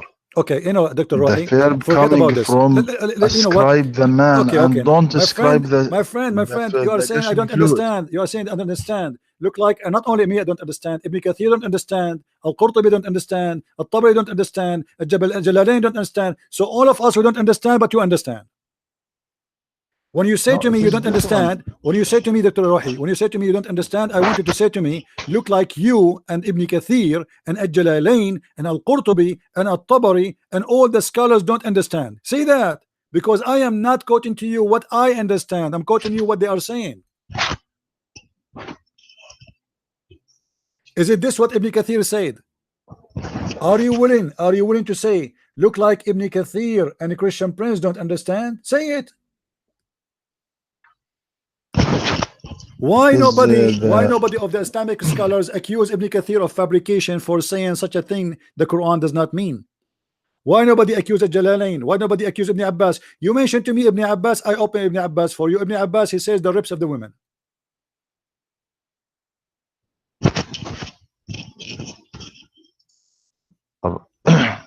So listen to me. Let us jump. Let us jump. Explain. You see, look like we will not reach an agreement in this part. Prove to me still we go back to zero. Let us go back to zero. Prove to me in any way that there is a God, his name is Allah, and who is he? Until now you get me nothing. All what we got is proving that Islam cannot be from the true God because it's giving false information. Allah, he said about himself, I can say about myself, I can say I'm God. You can say that too. But I can say I am the creator of the world. You can say that too, but you have to prove it. What is the proof that Allah is God? There's no proof. As you see, he say things that doesn't make sense. Give me one thing, your God Allah, he said it makes sense. Just one. What proof you want? Anything. Proof. Okay, you worship a God, you told me his name is something. We worship something. Thank you very much. So prove to me that this something you worship is exist. How Allah can prove himself to you that he exists? What he did? Muhammad, he have no miracles. The Arab, they keep asking him, why you don't do miracles? How come you don't have miracles? Isn't it true that when the Arab, they ask Muhammad for a miracle, Allah, he send a verse from Muhammad saying, wait, and I will wait, tell them to wait and wait with them. You don't read a wicked and adulterous generation seek after a sign. جيل شرير يطلب آية. My friend, they are asking because he don't have any, but Jesus, he keep making miracles. All the life of Jesus from the beginning to the end is a miracle. Even his birth is a miracle. Here we have a prophet. People, they keep asking him to do miracles because he have none. But chapter now, 10, Dr. Rohi, chapter 10, verse number 20. What it says?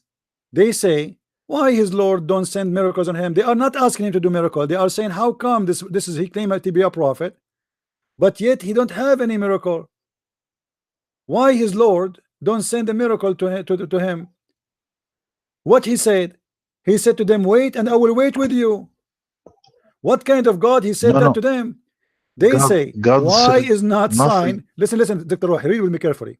Why is not sign sent down to him from his Lord? Say, who is talking now? Allah. The unseen is only for Allah. What? To know. Then wait ye, I too, I will wait with you. Allah will wait with you. Who is waiting here, Muhammad or Allah? What kind of answer? Why Allah did not say that about Jesus? Why Jesus, he wake the man, he resurrect people from death, he make the blind see, he walk in the water, he created from the mud a bird, he healed the lepers, he healed the disease, he tell you what you hide in your houses, and then the people are just waiting for one miracle from Muhammad. And what Allah, he said to him, wait, and I will wait with you.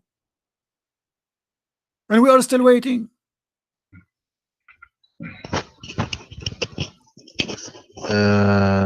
What Allah said in the Holy Quran about the miracle?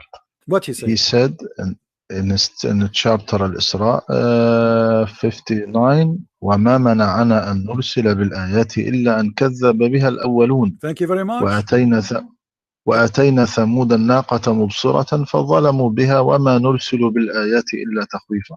Nothing prevents us from sending miracles, sign, except that the ancient called them lies. Dr. Rohi, I am going to hire you to be the best man for the year in Islamic studies. Dr. Rohi chose for us a verse from the Quran saying, look what Allah said about making miracle. We refrain from sending signs. So Allah, he refrained from sending signs. Take a note. So you agree that Allah refrained from sending signs? Do you agree with Allah that he really refrained? Is Allah here telling the truth or he is lying? Is Allah he tell the truth? Okay, so so you agree that he refrained from sending signs. So how he say I refrain from sending signs when you Muslim you say the Quran itself is a miracle? By saying I refrain from sending sign, he made a miracle. The same phrase, it is saying he refrained from making miracles, he is making a miracle. How crazy that is. It's like saying I refrain from cooking when I am cooking live on camera. It's like saying I refrain from drinking when I am drinking. It's like saying I refrain from smoking when I am smoking. So how Allah he say I refrain from making miracle when supposedly the Quran itself is a miracle? That is additional proof that the Quran is nothing and never was a miracle, and it's not a miracle, and the Arab always make fun of it. And now here is the other lie. We refrain from sending miracles. Why? Because former generation, they did not believe in them. This is a lie. All the Christians believe in the miracles of Jesus. Most of the Jews converted to Christianity and they believe in the miracles of Jesus and all the prophets. So where is the ones who they are, and what this have to do with sending miracles? There's many people until now don't believe in Jesus, but yet he did miracles. There's many people don't believe in Moses, but yet he did miracles. Since when that God he will strike? Look like your God is a French guy in France. He have a strike every 2 days about going to the train station. Why? Because you don't believe in my miracle. This is not an answer of God, because simply he have no miracles and he have to make an excuse why he is not making miracles. People waiting for Muhammad to do one. So what he say? Oh my God, he refrained because you don't believe in it anyway. Well, let me tell you something, Dr. Rohi. I am a prophet, Christian prince, and the God who sent me to you, if you ask me to do miracle, I will say to you he's refrained because the Muslim don't believe in it. How silly. What do you say? No. What I say? I say there is no connection between miracles and the prophecy, because the prophet is sent by God to guide the people. So what is the connection between the prophecy? There's a connection. There's a connection. No, hold on.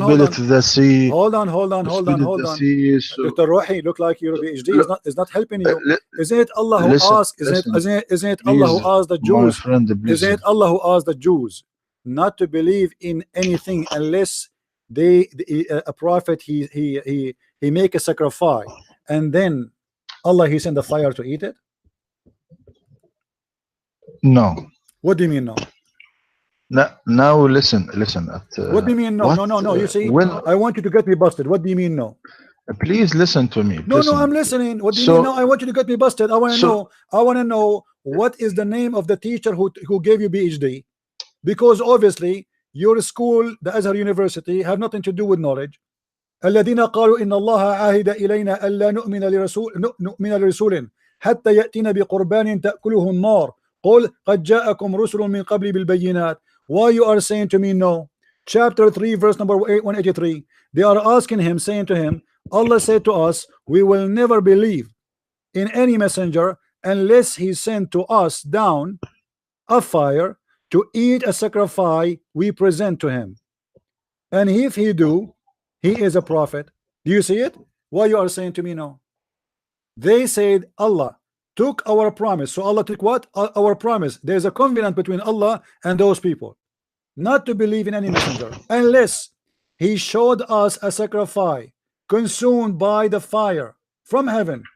Say, there come to you messengers before me with the clear signs, and even with that you ask for. Then why you slay them if you speak the truth? So here I go. You said it's not required for a prophet to have a miracle, but your God, he made a covenant with the people, saying don't believe in anyone, otherwise he might be a liar, unless he make a sacrifice, and then I send the fire from the sky and is going to eat it. And this is what happened with the children of Adam. Is that correct? Cain and Abel. Do you remember?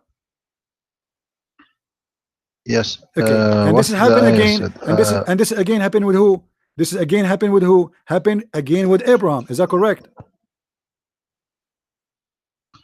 No. What do you mean no? Look at didn't this. Didn't Allah he sent the fire and ate the ram? No. What do you mean look no? Do you want to show it to you? Quran, what do you mean no? What the Holy what do you Quran mean said? No? What the Holy Dr. Rohi, Quran said? don't drive me crazy. When you say to me no, you are forcing me to show everybody that you are not in the truth. Did Allah send a fire to eat the ram, which is Allah himself he provided to Abraham? Yes or no? Is the Quran said this?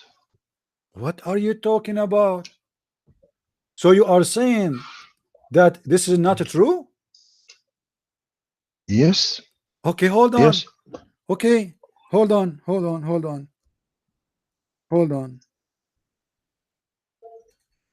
No problem.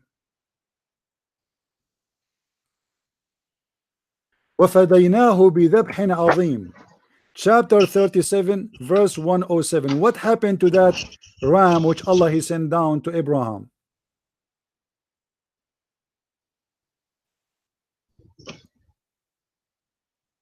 بذبح عظيم. Where the fire that you said the fire? So you have no idea about where the fire is coming from. You never heard of this before.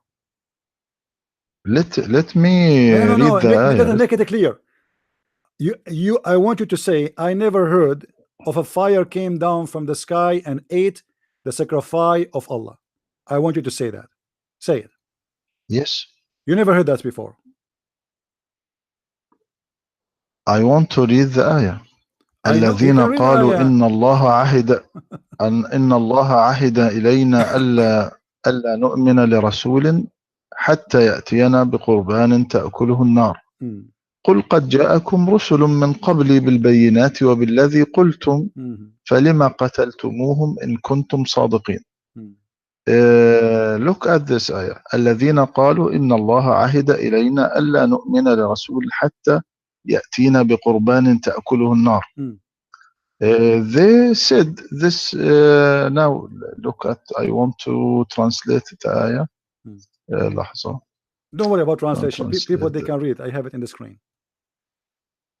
I have it in the screen. People they can read it. So I don't see what okay. Well, Allah took our promise not to believe in the messenger unless he showed us a sacrifice consumed by the fire from the heaven. Say, there come to you messengers before me with the clear signs, and even with what you ask for.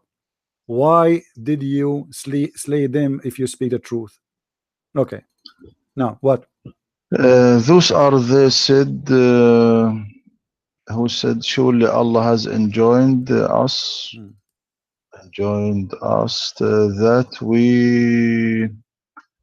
that we shouldn't believe in any messenger until he brings us an offering which the fire consumes. Say, indeed, there come to you messenger before me with the clear argument and with that which you demand.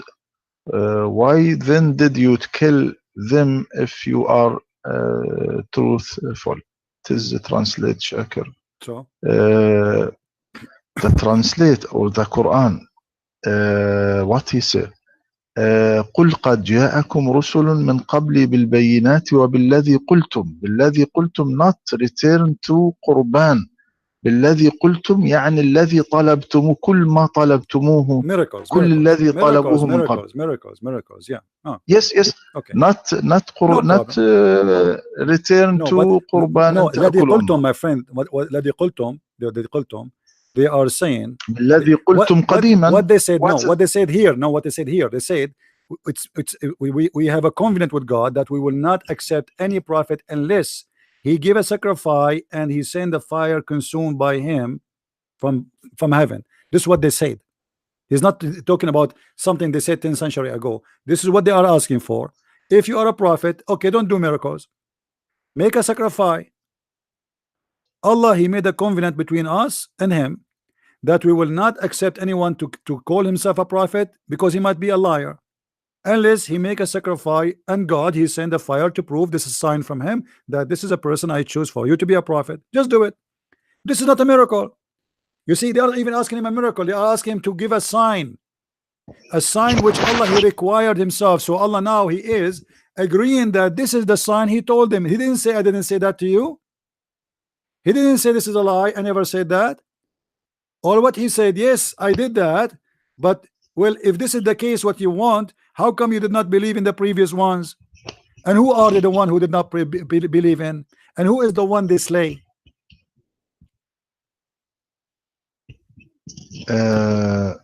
Look at the miracle that the disbeliever asked the prophet to bring it. There is يعني this miracle وقالوا لن نؤمن لك حتى تفجر لنا من الأرض ينبوعا أو تكون لك جنة من نخيل وعنب فتفجر الأنهار خلالها تفجيرا. And they say, we will not believe you until you break open for us from the ground. So let us make it simple. Let's make it simple. Why Muhammad don't have miracles? Why Muhammad is a prophet of God who have no miracles?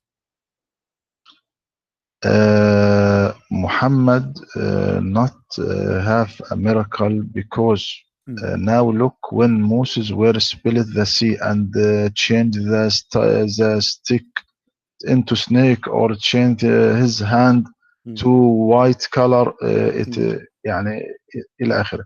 And look at Jesus miracle like as a cure to the sick or ill. I ask him now where that miracle went now. It exists. Did you see it those miracle now? Hold on. No one saw this miracle. No. First of all, no one. My friend. Listen, you see it. You see it. You don't see it. It doesn't make any difference. We believe that he did, and there is miracles happening in the name of Jesus until now. But however, you admit and I admit that Jesus has miracles, and you admit that Muhammad has no miracles. The question is, why Muhammad don't have miracles? Why all the prophets? If Jesus is a prophet, Moses is a prophet, Abraham is a prophet, everybody is a prophet. Why everybody have a miracle except your prophet? Why? What the problem? Why Allah refrain only in the case of Muhammad? What Allah will lose if he give him like 5 miracles? What he will lose? He's God. Miracle of Islam will be staying and remain in the world everlasting. Miracle of Islam was the book. This miracle, friend, this anyone can see it. Your prophet, he said, the best miracle of my friend, this is not true. This is not true. This is not a miracle. This is not a miracle. This is not miracle. Buddhism is still exist and will stay exist. Christianity is still exist. Atheism is increasing. What are you talking about? And even your prophet, he said, بدأ الإسلام غريبا وسوف يعود غريبا. Islam start as a strange little and is going to end as a stranger little. So don't tell me it's going to stay. There's no Muslims left. Where is the Muslims? There's no Muslim in this earth. Do you Dr. Rohi, be honest with me? Do you practice Islam today? Do you practice the Sunnah? Are you a Sunni? Are you a Sunni? Yes, I am a Sunni. Do you drink camel urine? Do you drink camel urine?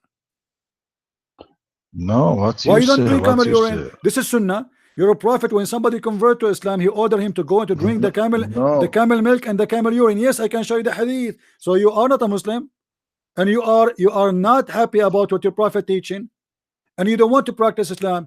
Your prophet, he used to clean his bum with 3 rocks. Do you do that? No, You're a no. prophet. You're a prophet. Used to shower in a water have dead dogs. Do you do that? Did your prophet shower in bi'ri bidaa? Look, please, my friend.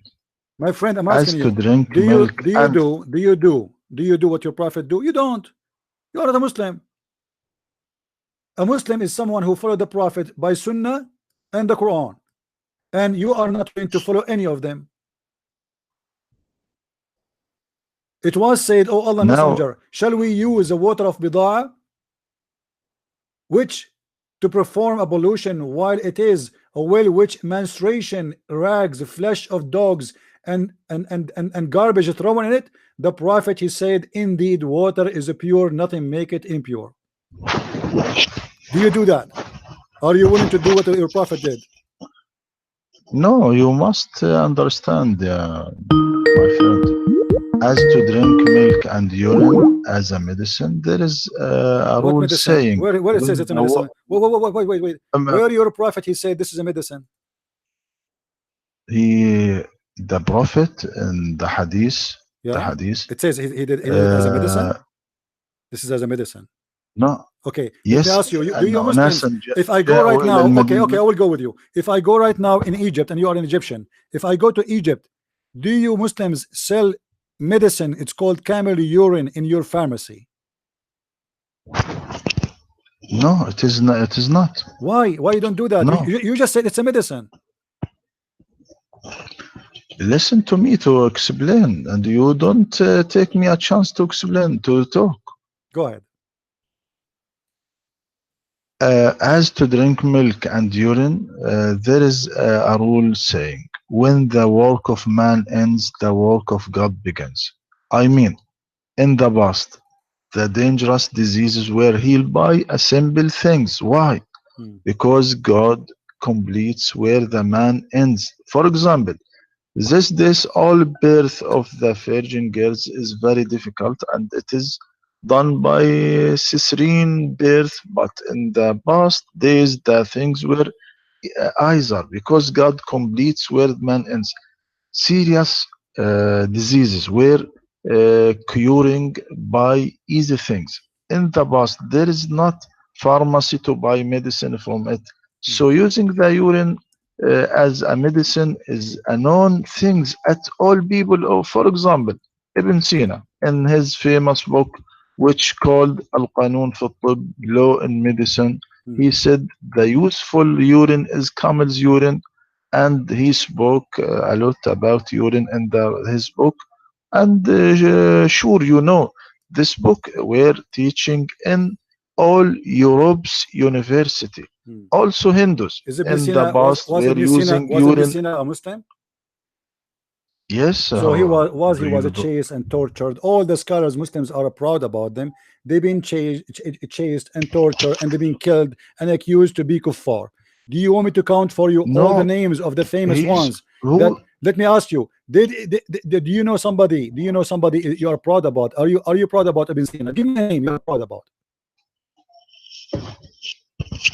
All Muslims proud. They are not Muslims. You Muslims accuse them to be kuffar. And we can show you the reference for all of them, including Ibn Khaldun, Ibn Sina, Al-Razi, all the names, you make a big title about them. But now, because now supposedly the West speak about them, but before you chase them, you want to kill them, and you killed many of them. We don't want to play the game. Let us focus on your prophet. Ibn Sina is not your prophet, is he? No, you're a prophet. Another topic. You're a prophet, my friend. You're a prophet. One day, a man, he came to him and he said to him, my brother, his belly is hurting him. You're a prophet. He said to him, go and tell him to drink honey. The guy, he come again and he told him he is getting worse. The prophet said to him, go and drink honey. Let me ask you a question. The story is in the front of our eyes. A person, he came to you and he said to you, my brother, not even him, his stomach is hurting him. How in the word Muhammad he said to the man, drink honey? How he knew that the honey is a solution? Was that inspiration from Allah, or it was that, or was his guessing?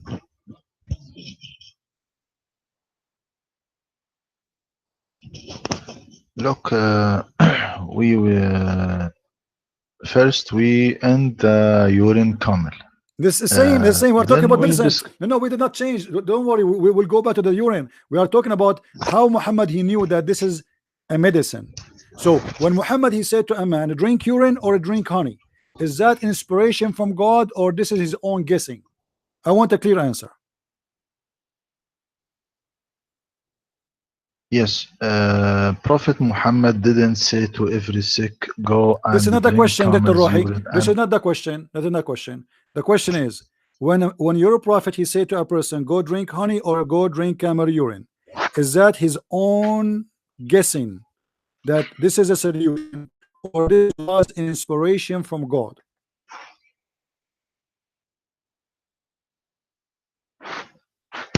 Yes, from a solution. Yes. From what? Inspiration. It is a medicine for sick when he No, this is not the ordered to question. the This is not the man question. This is not to the eat honey. Dr. To eat Dr. honey. Rohi, I don't know why you are not answering. This is not the question. The question is, when Muhammad, he said drink honey or drink camel urine, was he told that by Allah, or it was his own idea, thinking that this will be a good solution? Is it from Allah or from him? By Allah, by Allah. Thank you very much. By Allah. Guys, he just said that the one who taught Muhammad that is Allah. So that must be true. Okay. How this guy, he keep coming to Muhammad, and his Billy, his brother Billy is getting more worse and more worse. And then your prophet, he said to him, your brother Billy is telling a lie and Allah told the truth. Read with me carefully. Allah has spoke the truth and your brother Boz are wrong. Have you ever heard of somebody saying that? He claimed that when he said to the guy, drink honey, Allah told the truth. So you are right. He claimed that this is inspiration from God.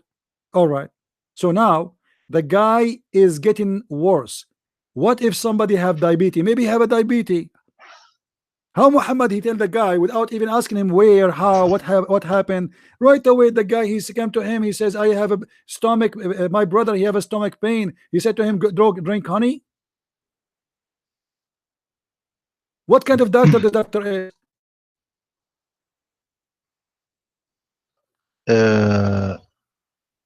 As the honey and honey, is this come in the Quran that he said the man to the man go and drink no, this is the honey? hadith. This is in the hadith. This is Sahih Muslim, hadith number 2217. You know, but it's the same, my friend. Like as an example, in the Quran, you said that your God Allah is a Lord. How Allah in the Quran he makes such a mistake? The Quran claim that the bees they eat the fruits. Is that true?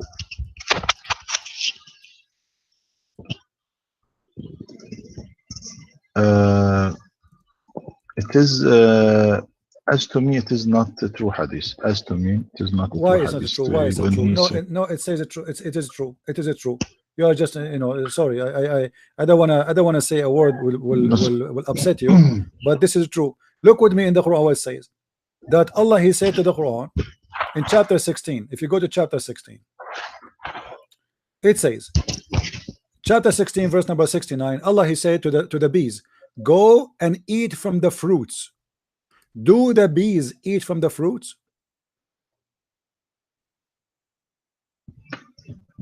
Okay, my friend, with this in another topic.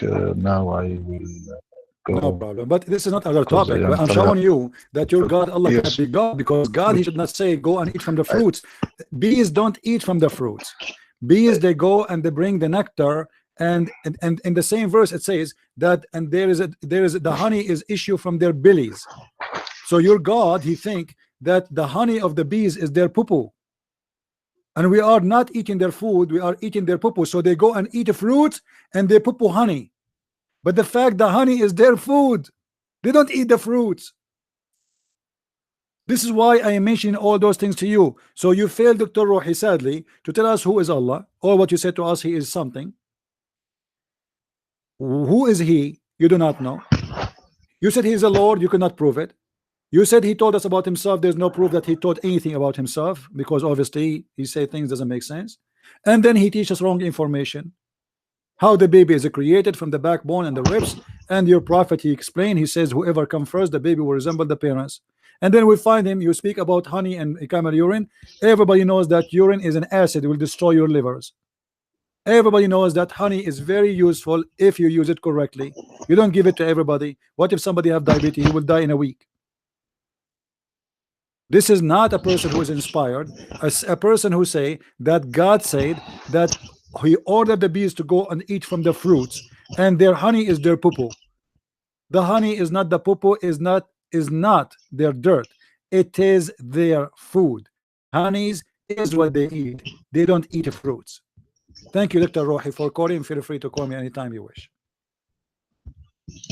Thank you. We will debate about this in the coming week, inshallah. No problem. Thank you. Take care. My Good night, friend. my friend. Good night. Wish you the best. Good night. Good night. Okay. All right.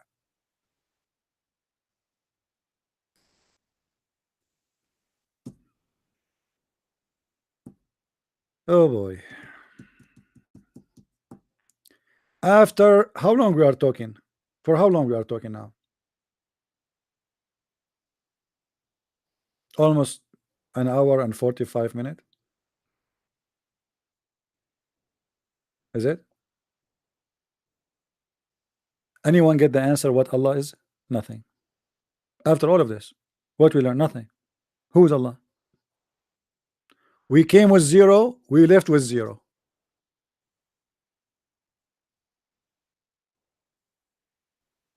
This is why it's very stupid to be a Muslim. They don't even know who's Allah. They have no idea who is he, what he is about, how he look, where he live, what he say, what he did not say. Oh, what they say to us that Muhammad he heard. What Muhammad? Where Muhammad he heard that camel urine is medicine? This is something the Arab they used to practice before Islam, and Muhammad he isn't ignorant. He just copied from them.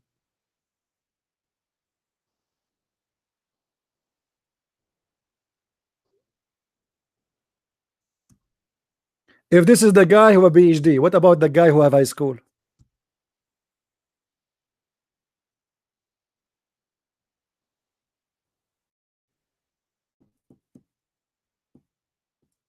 And supposedly I am the one who don't have a PhD. Do you think, guys, I deserve to have a PhD? I wanted to study, to be honest with you, to get a PhD, but then I contacted, and I found that it's very expensive. And I said to myself, it's a piece of paper. I mean, this is really stupid. I will spend all this money for a piece of paper. I'm not going to do that. And then at the same time, one of you, he introduced me to a university. It's a very good university. And then the guy who said to me he will supervisor me, so be supervisor for me in my PhD, he didn't know much. In fact, a friend, he sent him a video, and he listened to a guy. By the way, he said to me, I was speaking to him in the phone. He said, by the way, he have the same your voice like yours. So the guy, when I give me PhD, is listening to me. He's learning from me. He said, do you know him? I said, no, maybe. Anyway, PhD. Who is next?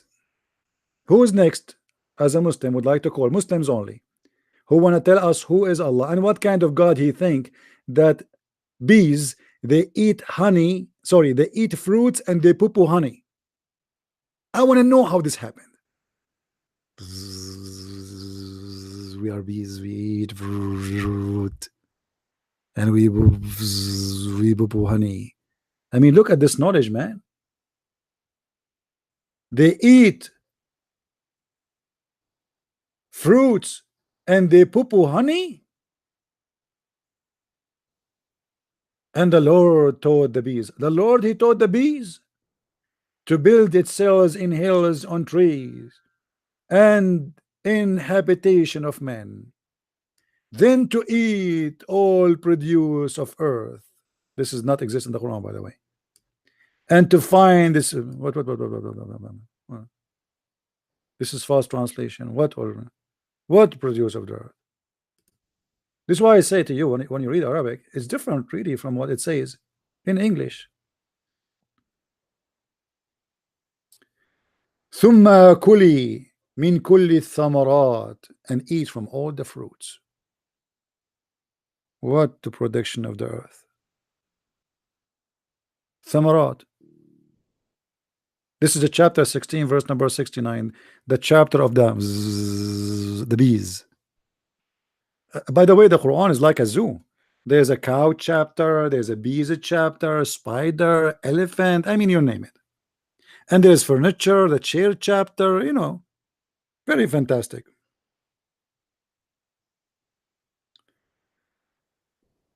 Any Abdul?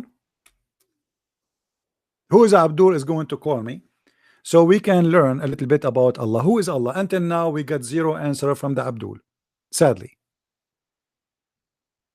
Who is Mr. Abdul? He is willing to call us. Mayday, Mayday. We need a Abdul. Anyone? And you know what? I challenge any Muslim, life in front of you, to choose for me any chapter in the Quran, and he challenged me to show him a mistake which is stupid in that chapter. Who want to make the challenge? Anyone? You choose any chapter you wish, from the first page to the last page. Anyone?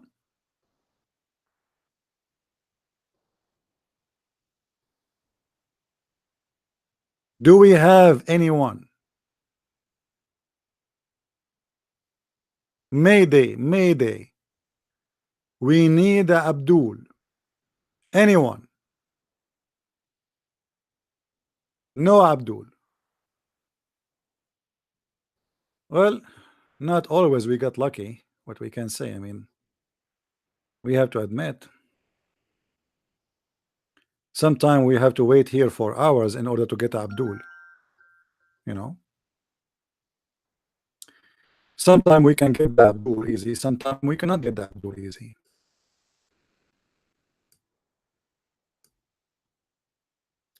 It's depend in the location of the bees. So can we have a Abdul? Who is the Abdul who want to get the blessing of Allah, the Lord of the world, the God who have a dog, who will eat you if you don't believe in him?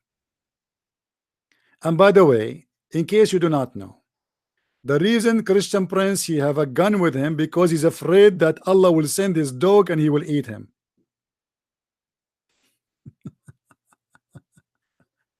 Allah has a dog.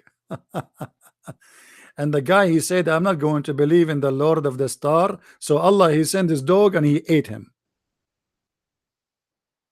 Why Allah he don't send his dog to eat me and eat you?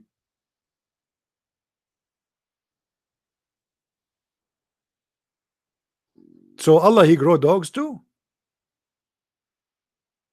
Yeah, dogs are najis, they are filthy, dirty in Islam. But suddenly Allah have a dog, obviously. And Muhammad, you see, Muhammad he try always to terrify the Muslims. You remember in the Quran where Muhammad he said that Allah will insert in the anus of the one who don't believe in him, he will insert in his anus a huge chain. Who remember where we can find that? Who remember? Let us see who of you is still young and who of you is still getting older. Anyone remember? This is the point of those things, to make you believe, to force you to believe. He scare you.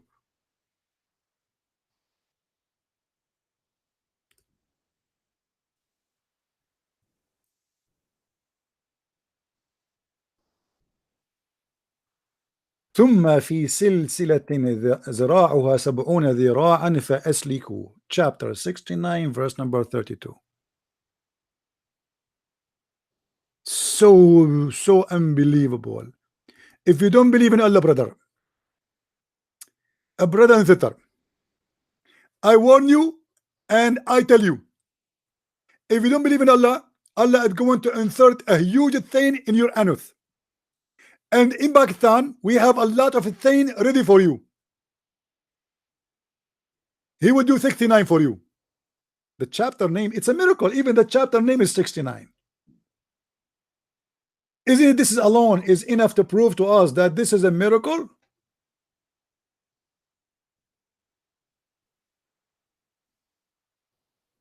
Read carefully with me. The knowledge of Allah, who will insert a chain in your anus. Ta-da-da, ta-da-da, ta-da-da. Please buy Nivea. Ta-da-da, ta-da-da, ta-da-da. You will need it very soon. Ta-da-da, ta-da-da, ta-da-da. All right. Where we are now.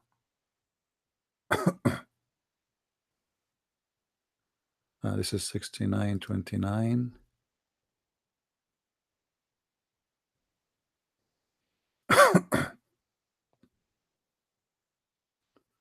Hold on.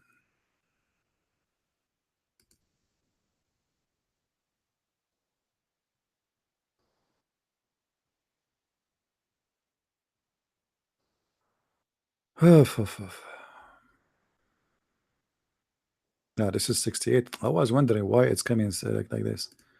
All right. Read with me carefully, please.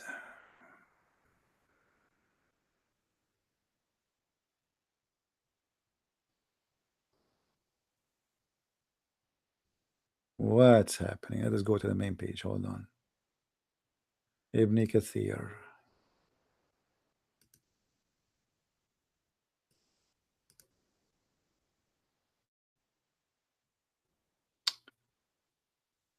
I will show you.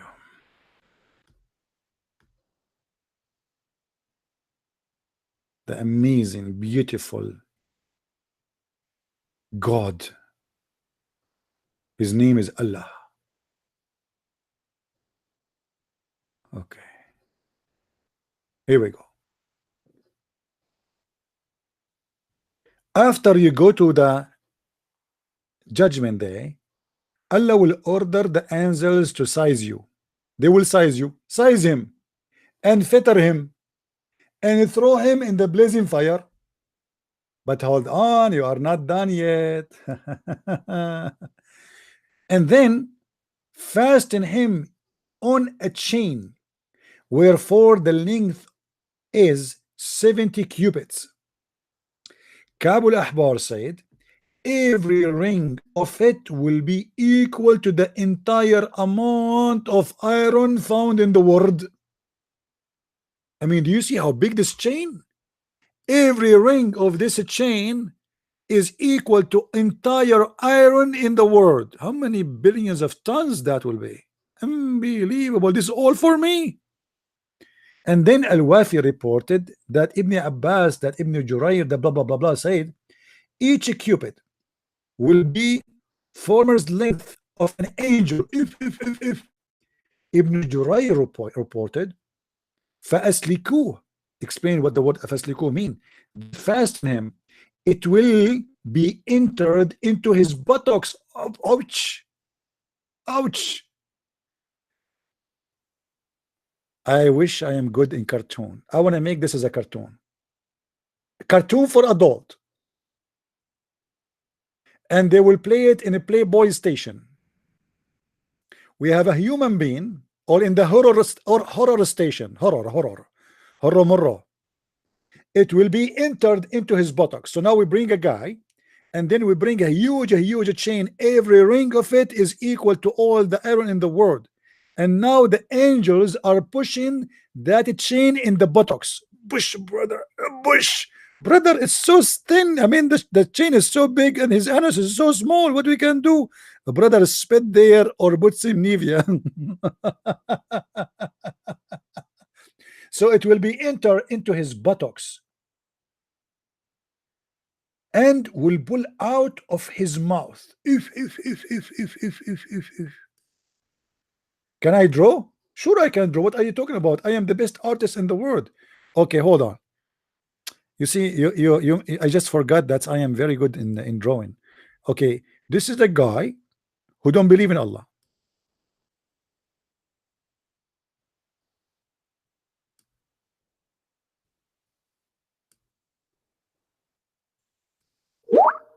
I'm telling you, I'm very good. By the way, I have a copyright over this drawing. Don't try it like and sell it in the auction or etc. All right. So this is the guy who don't believe in Allah. All right.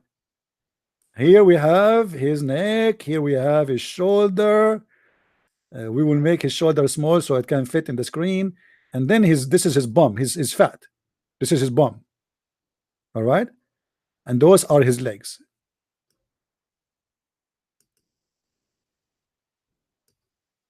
Then Allah will bring a huge chain. Huge. Big. I mean, really big. Very big and very, very huge. And he will insert the chain in his anus. I'm trying to make the chain small, but the fact the chain, every ring will be like here. All of this will go inside his anus. And the angels will be pushing and pushing and pushing and pushing. And then they will take the chain from his mouth.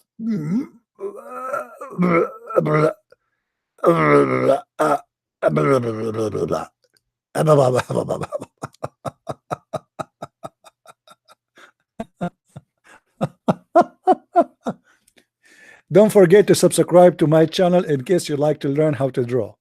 Forget about what we teach here. We will open a special class to teach you how to draw horror movie. Terror. I mean, obviously, this is a good religion and this is true God. And you know, even the Muslims, they went so far in describing for us the size of the chain and the size of the rings of this chain. Look, look, look. It will be entered into his buttocks and pulled out of his mouth. Then it will be arranged on, they will be arranged in the chain, just like luctos. Ooh, barbecue, barbecue. Allah will put us like luctos, and are arranged in a stick, is being roasted. Ooh. Al-Wafi reported from Ibn Abbas that he said it will run into his behind until it's brought from his to his nostrils.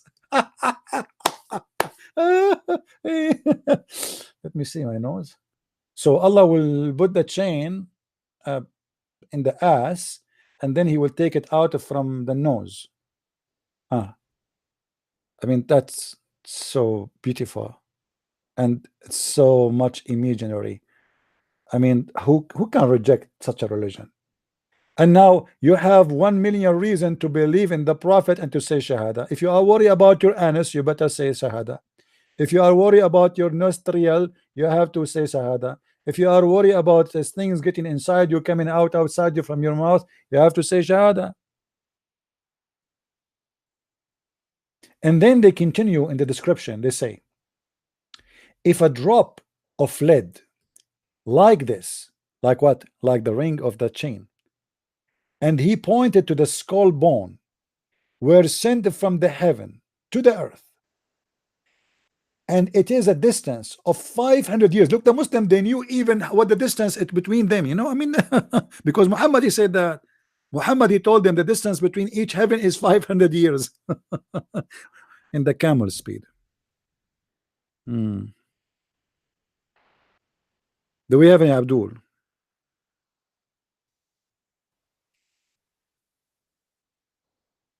There we go. Somebody is going to sue me for breaking his ribs. His wife, she will call the police and they will say, this guy, I have witnesses, he made my husband laugh and he broke his ribs. I know it.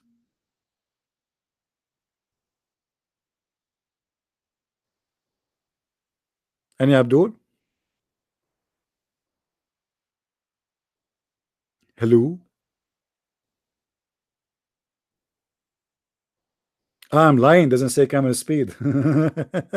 Well, Muhammad, when he measured the speed, he measured it by what?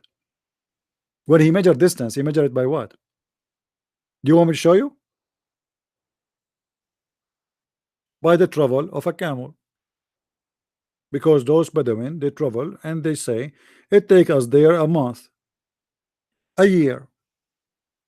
As an example, what is the distance of the flying carpet of Suleiman?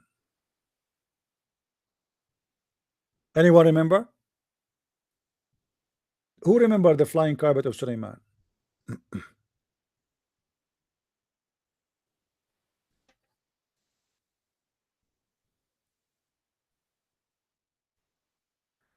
The flying carpet of Sulaiman, it goes in a distance of 1 month by morning. ولسليمان الريح عاصفة تجري بأمره إلى الأرض التي باركنا فيها. Chapter 21 verse number 82. What is the distance there it measure the distance with? It is the date of what? Of travel. The date of travel. How long it take to travel to that area? So at that time, what people they used to travel with? Either walking or camel. They are people of the desert. They don't have airplane. So if we go now in the same website to read the tafsir, chapter 21 verse number 81, let us go there.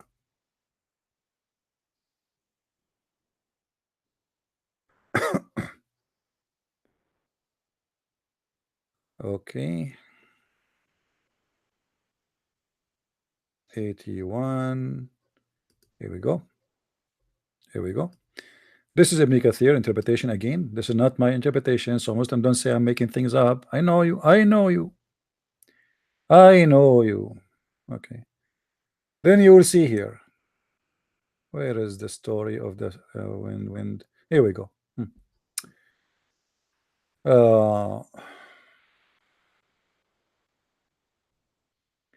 وَلِسُلَيْمَانُ الرِّيحُ عَاصِفَةً. And to Sulaiman we subjected the wind strongly. Ragging means we subjugated a strong wind to Sulaiman, running by his command toward the land which we would blessed, meaning the land which Asham, which is great Syria.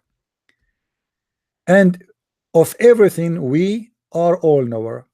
He had a mat made of wood, which he would place all the equipment. Hold on, let me fix this thing here. You are not reading the whole thing.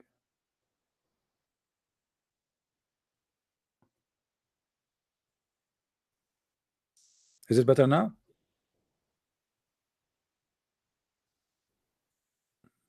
I want to be sure that you can see it. Anyway, so he had a mat made of wood, on which he would place all the equipment of his kingship, horses, camels, tents, and troops. Then he would command the wind to carry it. This is a very true story. My grandfather, he used to own the same kind of carpet, and we used to fly, all of us. We used to go every weekend to Las Vegas.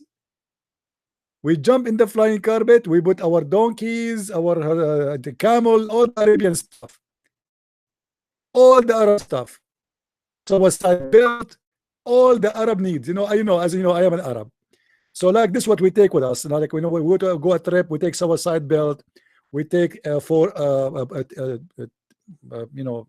C4. I mean, all sandwiches, all the sandwiches.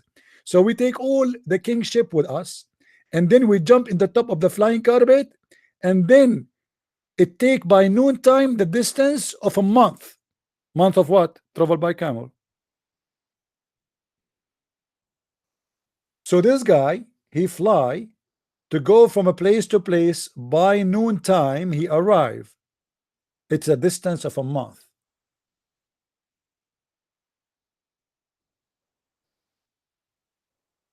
And he placed in the top of the flying carpet all the army, all his army. Do you see it says the troops, the tents, the troops? It's like a flying city. Literally, it's a flying city. Camels, horses. Actually, I remember we used to take with us, we grow tomato, we grow trees. It's a big carpet, huge carpet, very huge. And by the way, what happened when the American, they came to our country and they control our country? Those kuffar, they stole the carpet from the front of the door of my father. And this is a true story. If we ask Zakir Naik about the flying carpet of Prophet Solomon, what he will say? Brother Fitter, there is a person, his name is the Christian Prince, and he always make fun of the flying carpet of a Prophet Solomon. And just to tell you how ignorant he is, imagine yourself, you are not exist in the year 2018, and somebody told you there is something it's called boing boing boing 777. You will not believe him because you never saw it. But in fact, it's true. And this is exactly what happened with the Prophet Solomon. He have a flying carpet, it have no engine, it run by wind. And that because Allah is going clean. He don't like to pollute our environment.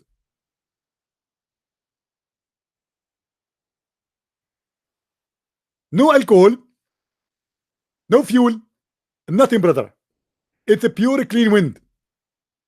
And until now, the Western, they are making energy from wind, trying to learn from Allah. Thank you very much.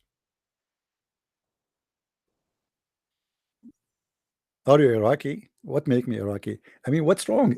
Every day I have a new citizenship. Sometimes I'm Iraqi, sometimes I'm Lebanese, sometimes I'm Syrian, sometimes I'm Jordanian, sometimes I'm Saudi. شنو هذا عيني. Oh, anyway. So horses, camels, tents, troops, and then he would command the wind to carry it. I love that. Guys, do you know how much money I spent in my last trip? A lot of money. If I have the command of the wind and I can fly in a flying carpet, that will be interesting. That will be so nice. No security check, no passport expired. You land wherever you want, especially because I'm an Arab. Everybody welcome me. The second you say you are an Arab, nobody even asks you questions.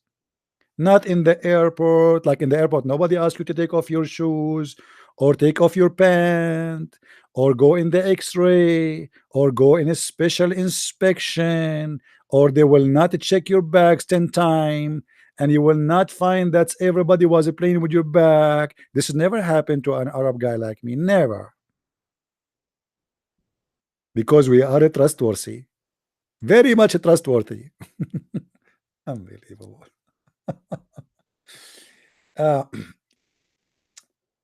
And he would, and it would, he would go underneath it. He could go underneath it, and it would carry him aloft, shading him and protecting him. What? From the heat. What? Not only you will be in the top of a flying carpet. By the way, here there's something missing in the translation. What they were saying, that when Suleiman he go in the top of the flying carpet, the birds will fly in the top of him to keep him in shade. And you can imagine how much poo Suleiman he used to enjoy. Imagine, like, in order to have shade of birds in the top of me, I have like what, 1,000 bird. How much poo that will do? The bird that poop every 5 seconds. So the birds are covering Suleiman and shading him. And this is a true story, by the way. All those stories are true. If you don't believe in Islam, you better believe now, because those stories can be found only in Islam. So until he reach wherever he want to go in the land. But by the way, before Suleiman, before he got this Boeing 777 carpet, flying carpet, anyone remember what he used to do? How Suleiman used to fly?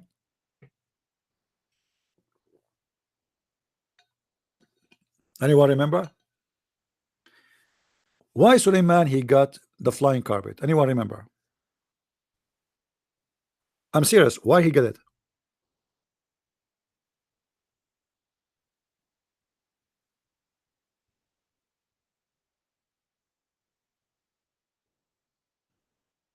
Because he used to have before a flying horse, and he one day he got angry and he slaughtered his horse.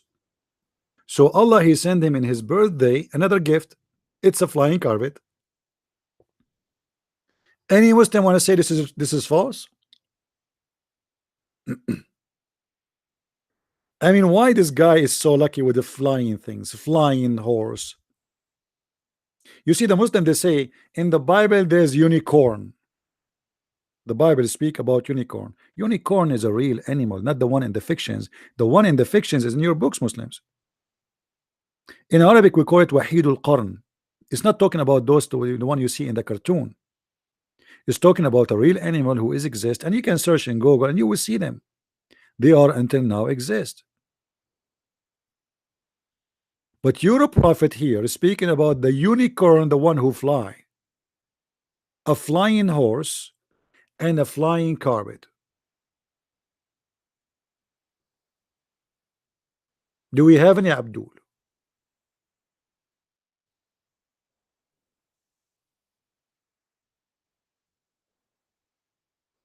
All those stories, Muhammad, he got them from the stupid stories of the Jews, the legend of the Jews.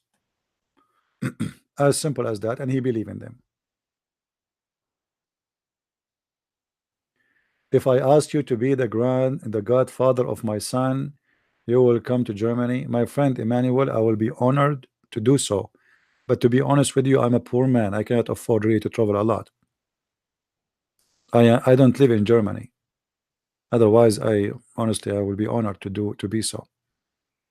Unless you want to buy me the ticket, because as you see, my flying carpet is gone. The flying carpet which I use, the American they stole it, the kuffar. Yeah.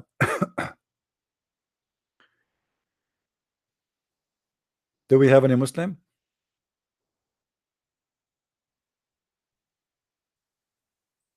Any Abdul?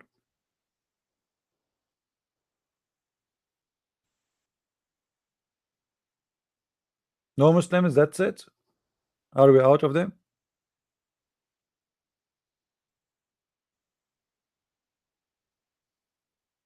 Yeah, this is what they believe. They believe that Sulaiman one day he got upset, so he slaughtered his horse.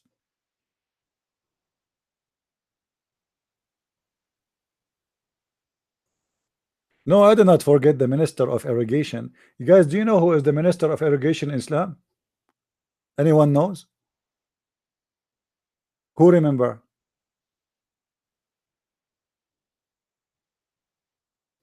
Let me show you. The minister of irrigation.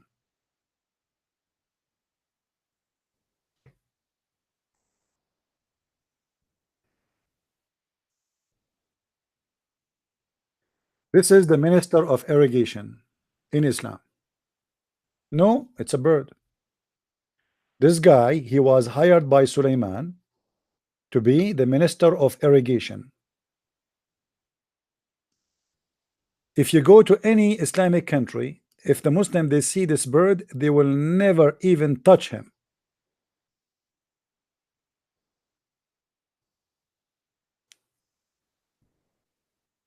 They think that this was al-Hudhud, which is the minister of irrigation for Prophet Solomon, who hired by Allah. And this guy, he went all the way, and then he found for Sulaiman the queen of Sheba, who have no hair in her legs. So he was full-time minister of irrigation, part-time womanizer, or dating business.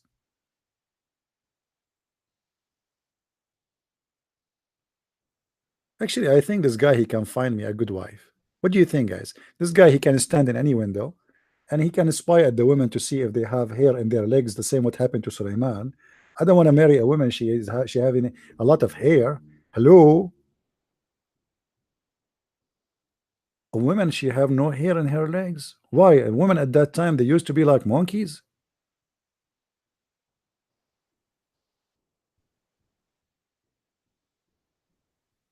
Any Abdul?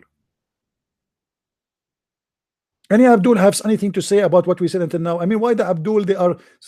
Why the Abdul they disappear? Where is the Abdul?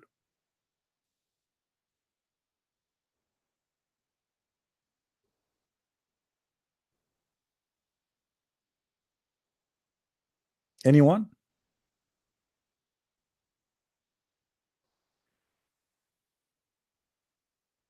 Al-Hudhud.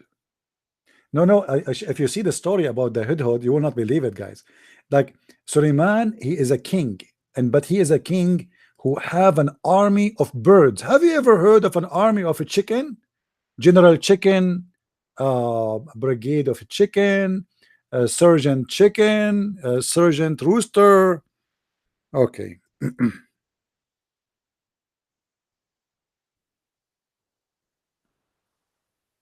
Suleiman, every morning, he check his army of birds. And remember, Allah, he taught him the language of birds. Allah taught him what? The language of birds, not Chinese. No, no, no. The language of birds. All birds, this look like all birds speak one language, not like us, sadly. So in chapter 27, verse number 20, you will see that Suleiman in the morning he went to check on the army of birds.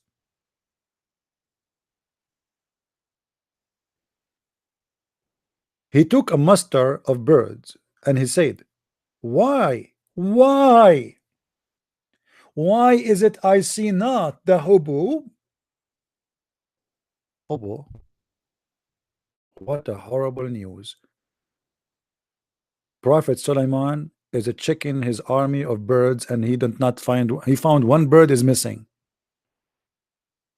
How dare you? And then Suleiman, he got angry and he said, I will certainly punish him with severe penalty or execute him. I mean, this is normal. He's a king.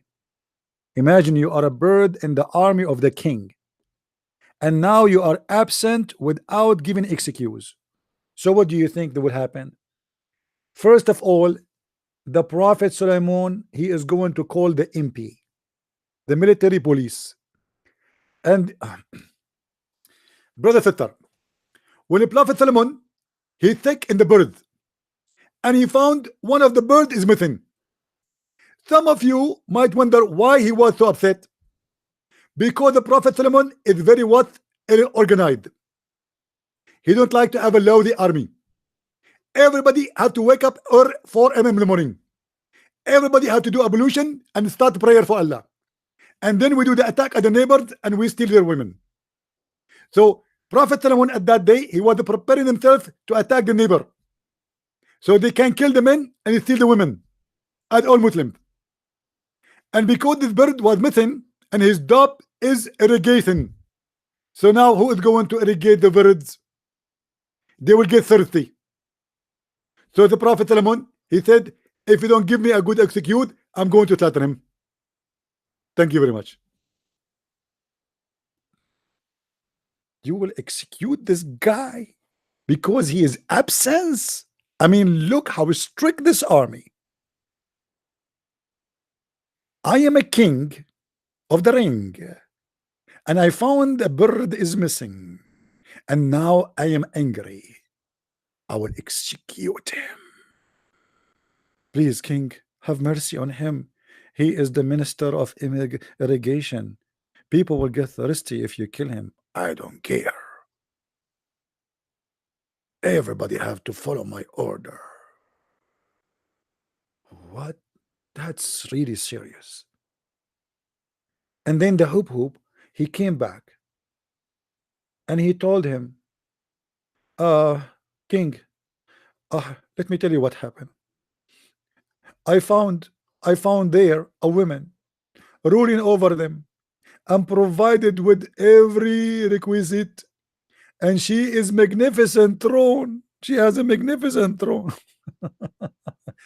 So this guy, he was working for the CIA at that time, the bird. So he fly, like, don't you see they use satellite? Today they have satellite to spy at each other, right? Suleiman at that time, he used this bird to spy too. Any Abdul? I mean, how in the world you people are not converting to Islam yet? Don't you have enough? No, but you know the funny, you see the funny thing about Islam, stupidity is amazing. You see here, it says that Allah, he taught him the language of the birds, but then just a few verses before, you will see that Suleiman, he was listening to the ant. We forgot to talk about the ant, guys, in the Middle East, and this is a true story. Let me show you.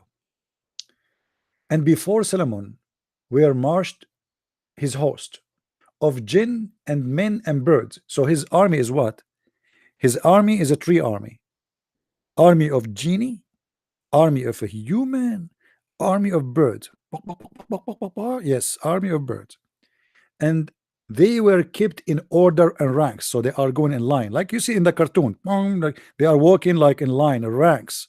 Unbelievable, unbelievable. Army of jinn, army of men, army of birds, and all of them, they are walking in ranks. They are marching. And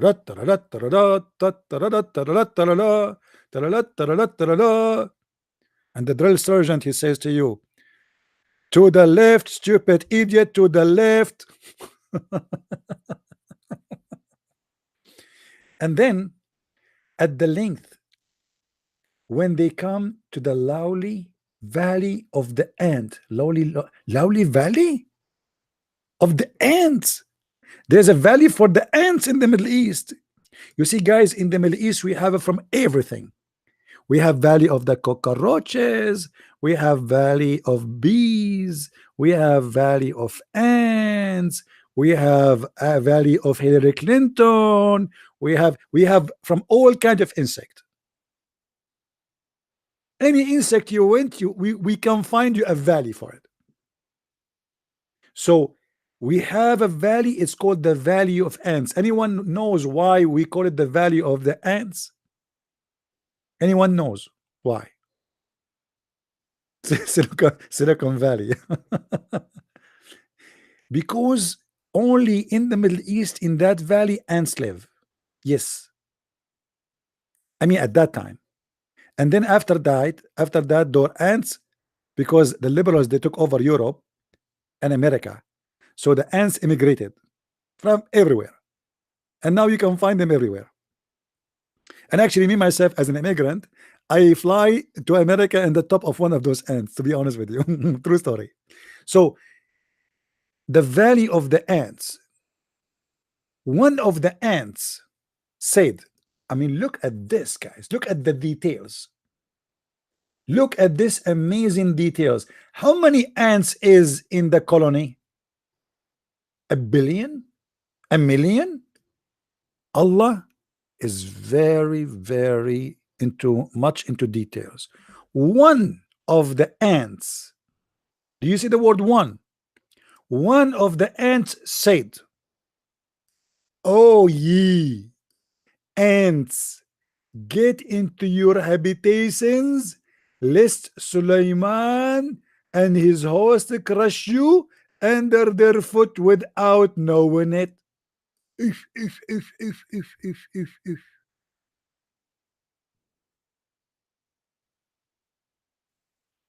One of the ants said that. Not two, not a three, not four. We have to be honest. It is only one ant, because obviously she is the one in charge of guarding. The Muslim, by the way, they make an article about it, that there's ants who they are guardian to the other ants. But here it says one of the ants, Abdul. And one of the ants said, ants don't talk. Ants are deaf. Ants are blind. Do you know that? Actually, sorry, they are deaf and they are mute. They are deaf and they are mute. So how the ant, she said what she said, and then the Quran make more poo-poo. Said, so he smiled, amused at her speech. Speech? Solomon, he heard the speech of the ant. If. This guy, he can hear an ant. I mean, how strong his hearing is. But ants don't talk. You see, for sure ants talk. I mean, all creatures, they communicate. We can call it talk, but they don't really talk. Their communication, their talk is not by saying words. They communicate in two ways, either vibration or chemical. But the guy here, the Quran says, he was amused with her speech. So she made a speech. He heard her speech. But isn't it the Quran say that Allah he taught Sulaiman the language of birds? Allah he taught him the language of birds, but he's learned the language of ants. Look like Sulaiman he entered the wrong classroom. He thought he's learning bird language. It turned to be the ants. True story. If you don't believe that Muhammad is a false prophet yet, obviously you have a mental issue. All those stories, by the way, you can find them in something called the Legends of the Jews. The Jews, they have a lot of fairy tale stories about Suleiman, about David, about many. And they used to tell those stories to their kids. Muhammad, because he's a false prophet, he took them and he put them and he claimed that Allah told him to say those stories.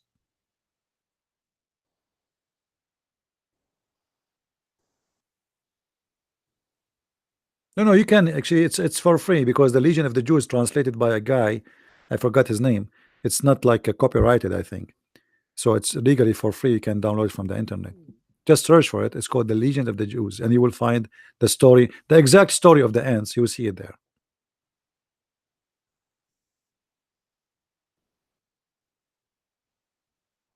Any Abdul? Guys, don't forget to subscribe to our channel. And for those who they really care for what we do, we appreciate your support. I noticed that very few of you is really caring for helping us in what we do. Always your support is needed. Look like we need to speak about it in order to for people to help us. I don't like to talk about it, but we will see. Any Abdul left?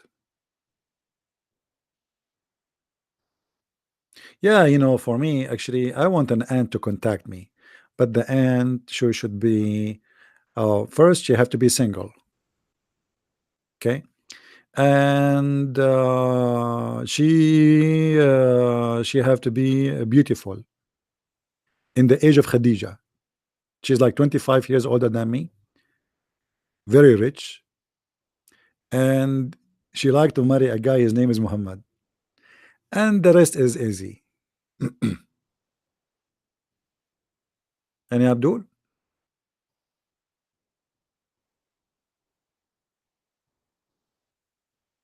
Where is the Abdul? So we got one Abdul today. That's it.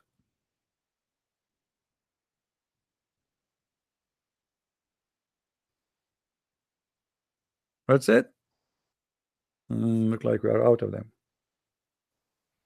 All right, guys. Today is Saturday, so I guess many of you is going to get out. You are not like me who stay home doing his work in his computer. How many of you getting out today? Going to a dinner outside? Listen, any one of you, he invite me for a dinner outside with you, for sure you will pay. I am willing to make Allah give you extra reward in the heaven of Allah. Nobody's going out. It is Sunday now. All of you staying home just because Awin is going to take me out. Unbelievable. Unbelievable. Here we go. See, all of them, they want to go sleep now. Just because he said, who want to take me out for a dinner? Unbelievable. I can't believe it. How gracious they are. All right. Late Saturday night in Nigeria. I would like to go to Nigeria. I like to go to Africa, actually. But because I know nothing there, I don't know anyone. Come to California? Yeah, right. I will never go to California. Full of those liberals. A woman there, she will accuse me that I did hold her hair when she was 17 years old 76 years ago. Don't go to California. Don't go to California. They will accuse you of something. Don't go there. Don't do that. And they will accuse me that I throw some ice cream at somebody. I will never go. Oh boy. And I will never let Trump ask me to be a judge in the Supreme Court. I will accept to be a judge in the court of Suleiman. Better. uh, thank you, my friend in Nigeria. I would be honored to be there. Any Abdul? Here we go. All of you are inviting me. Where is the ticket? Send me the ticket and I will come. Talk is cheap. What about coming here and what about going there? But I'm going nowhere. You know, you remind me of some Middle Eastern who say to you, they are very cheap. They say to you, do you like to sleep here or the hotel is better for you? Do you like to eat in our house or in the restaurant? It's more tasty. Anyway. Any Abdul?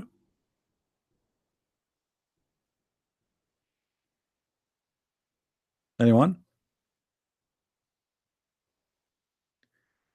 I want to go to Toronto. CP, you are up for it? What I will do in Toronto, Steve? Last time I crossed the borders to Canada, they took off all the inside of my car. They thought I'm really a terrorist. They took me inside. They took all the inside of the doors, the chairs. They brought dogs. Unbelievable, so beautiful. Unbelievable. It's fun to be an Arab, to be honest with you. I mean, wherever you go, they love you. They give you hugs. You are going to be a superstar in 2 seconds. Very beautiful. Yeah, you will buy me a nice dinner. You want me to buy a ticket all the way to California, and then this woman, Dr. Frankenstein, whatever his name, she accused me of something to get a dinner. Keep dreaming. What if she is there?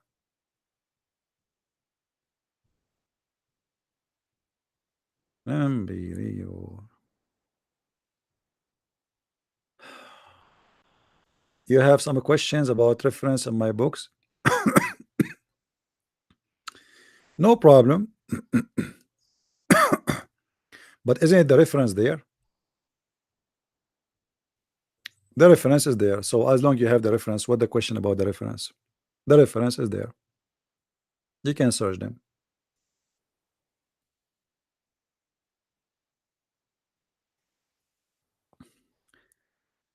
Any Abdul?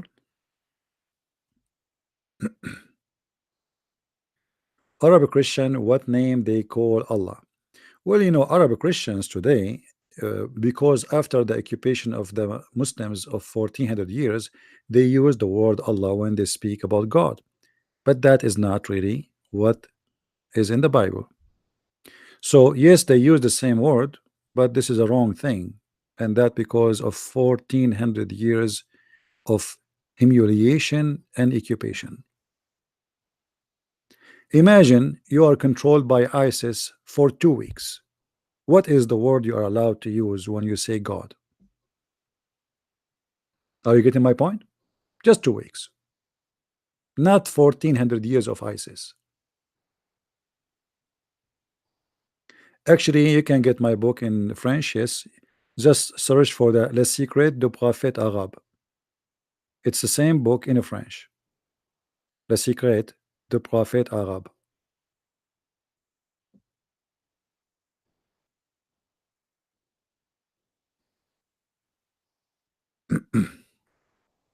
You see, the problem between us and the Muslims is not the name of the God.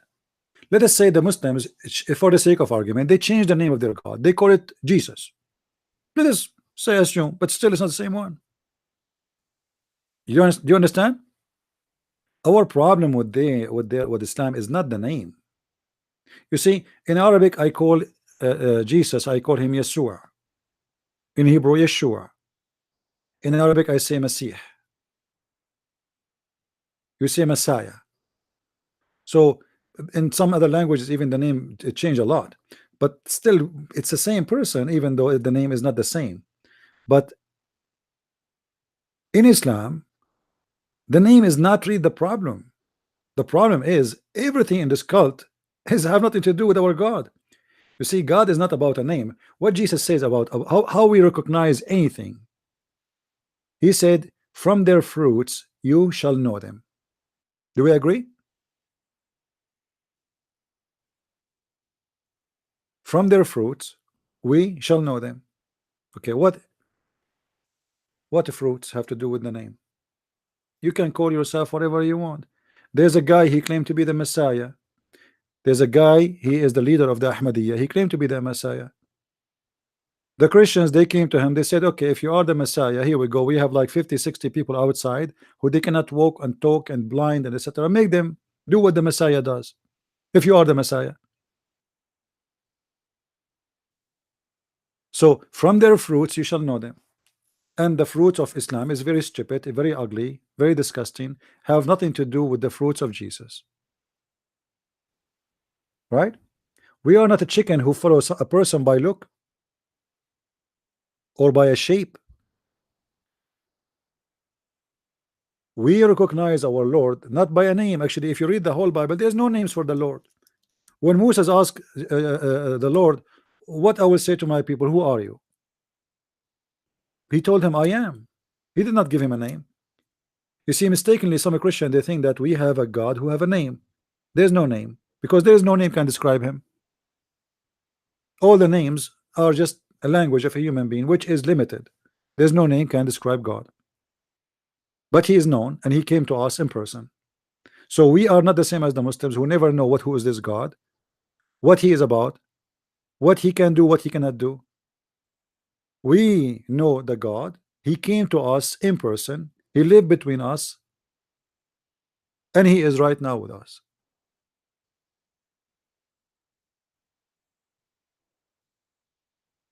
So my problem with Islam is not a name.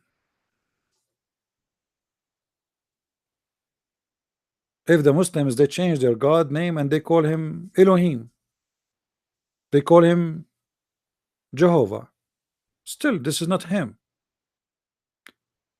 You see, if somebody have a donkey and he changed the name of his donkey and he call it horse,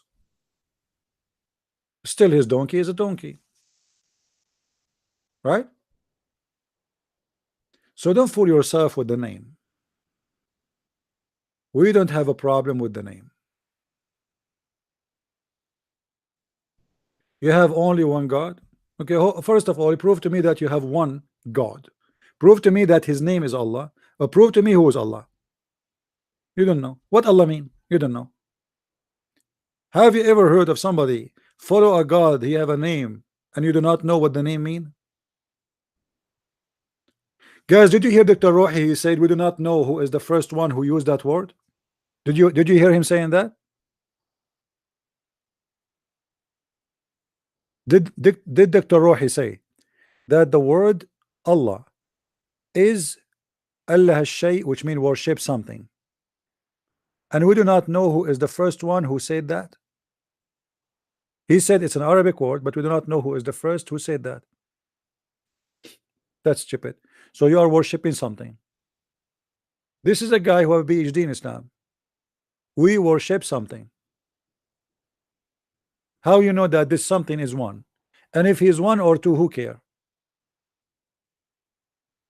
I don't refuse to call it Allah. I call it Allah. Your God is Allah, which is something. And you know, the funny, when Muslims they say we worship one God, who care if it's 1 or 20? If the God is a true God, if he is 1 or 20 God and they are true God, they are 20 God. Let us assume there is 1,000 God and they are true God. That will not change anything. They are true God still. They are 1 or 20 or 20,000. As long as it's true, it's true. If it is false, it's false. Are we getting the point? The Muslims are so proud that they worship one God, but yet they do not know who is this one God. And who care if he is 1 or 50? This is a stupid even argument. So you are worshiping one snake or 2 snake? And what a big deal. The Egyptian before you worship one God, the Christian worship one God, the Jews worship one God. So what? What does that mean? This is nothing to be proud about. If God is one, he's one. If he is two, he's two.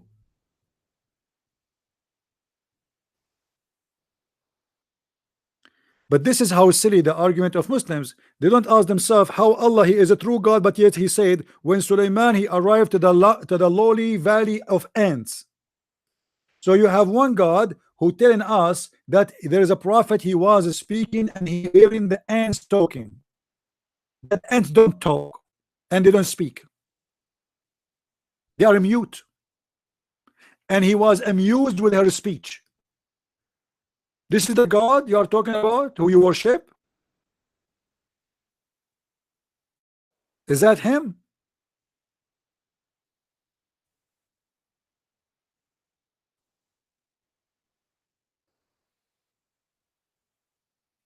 Ants don't talk since forever. Ants don't talk. They are mute. They communicate by chemical and vibration. They make noise, but the noise is not for them to hear. The noise because of vibration. They don't talk. They communicate. They communicate by chemical. You can go check right now. That communication we can call it talk, but it's not talking. As you see here, it says he was amused with her speech.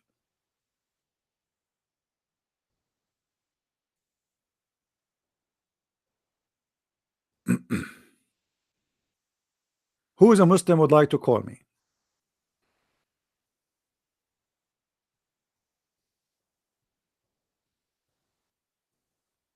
Why I don't support Palestine? Because my brother, the prophet of Allah, he support Israel.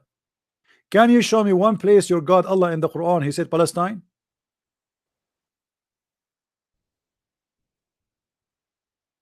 Why Allah don't support Palestine? Allah he support the Jews.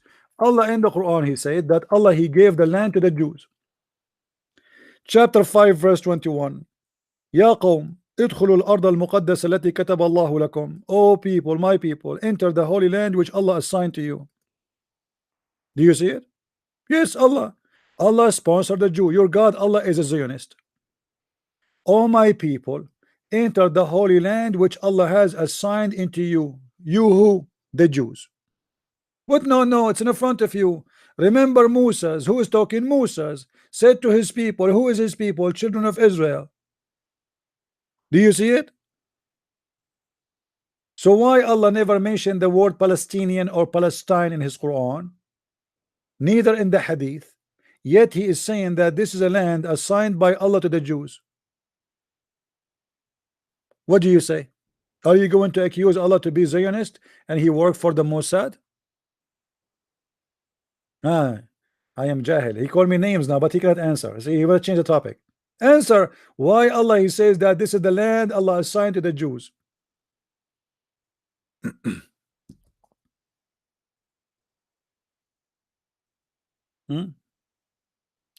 I am Faris CB and it is my 5th time or 6th you guys block me. Who is Faris? Are you the guy who said to me the Torah is not the book of Allah? I have no time for kids.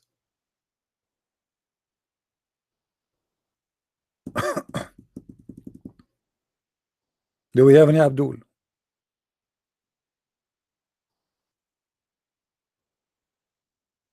What kind of God? He, if you read this verse, by the way, those verses, Allah he told Moses to go and kill all the Palestinians. Do you see it? They refused to go and assault the Palestinian, but among them, Allah-fearing men, two Jews. There's two Jews. They were Mujahideen, ISIS, whom Allah bestowed His grace. They said, assault them at the proper gate. Allah is praising the Jews who want to kill the Palestinians. Do you see it? Do you see it? Allah saying that those who want to assault the Palestinians and kill them, Allah called them two whom Allah bestowed His grace on them. Do you see that? Why Allah is praising the one who want to kill the Palestinians? This is Quran. Is Allah a Jew?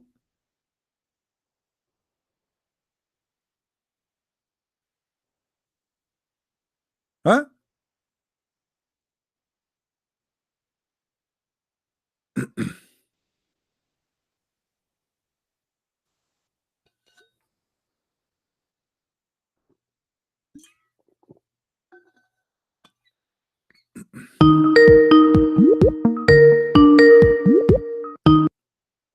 Hello?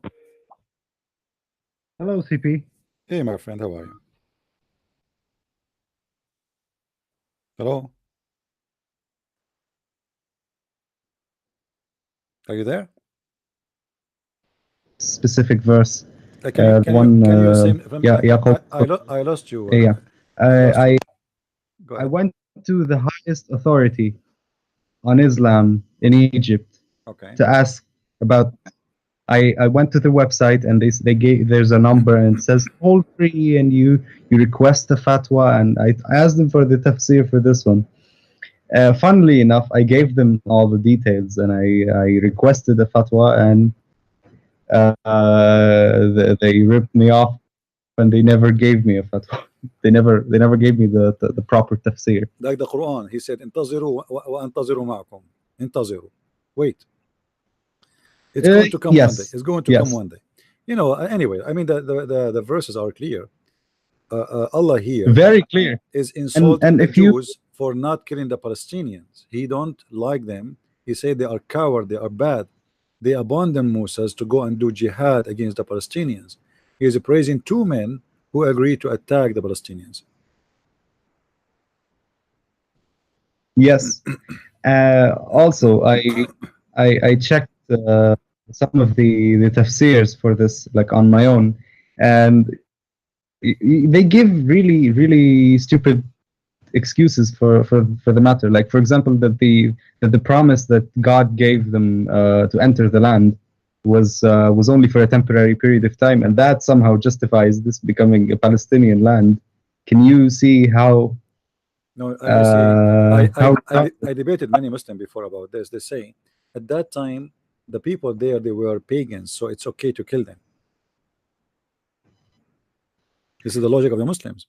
So it's okay to kill a pagan? yeah, because there are Very those very Palestinians, logical. they are Muslims at that time, so it's okay to kill them. But now you have no right to kill them because they are Muslims. They have protection of Allah. This is the hypocrisy of the Muslims.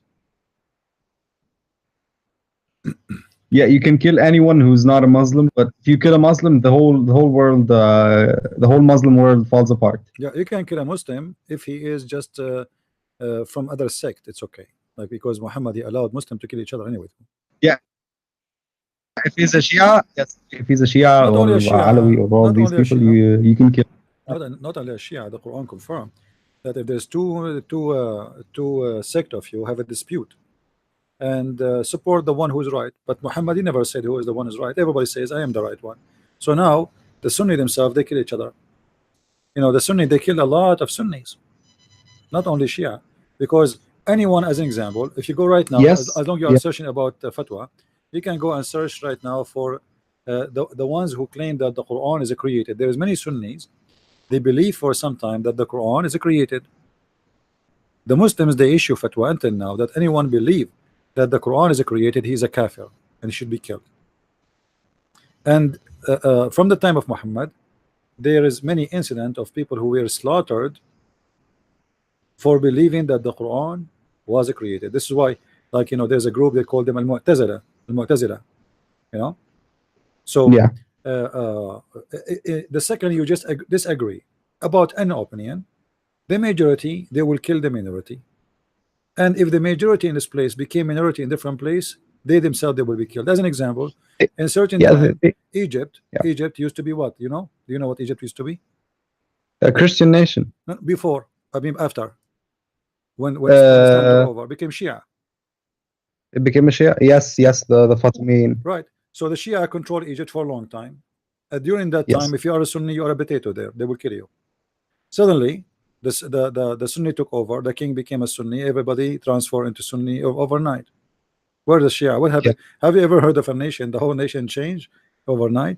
Because this is not really people who convert because they are, you know, convinced, but because when you put the sword in the neck of people, they change overnight. Yeah. The king is Sunni, they are Sunni. The king is Shia, they are Shia. Who care?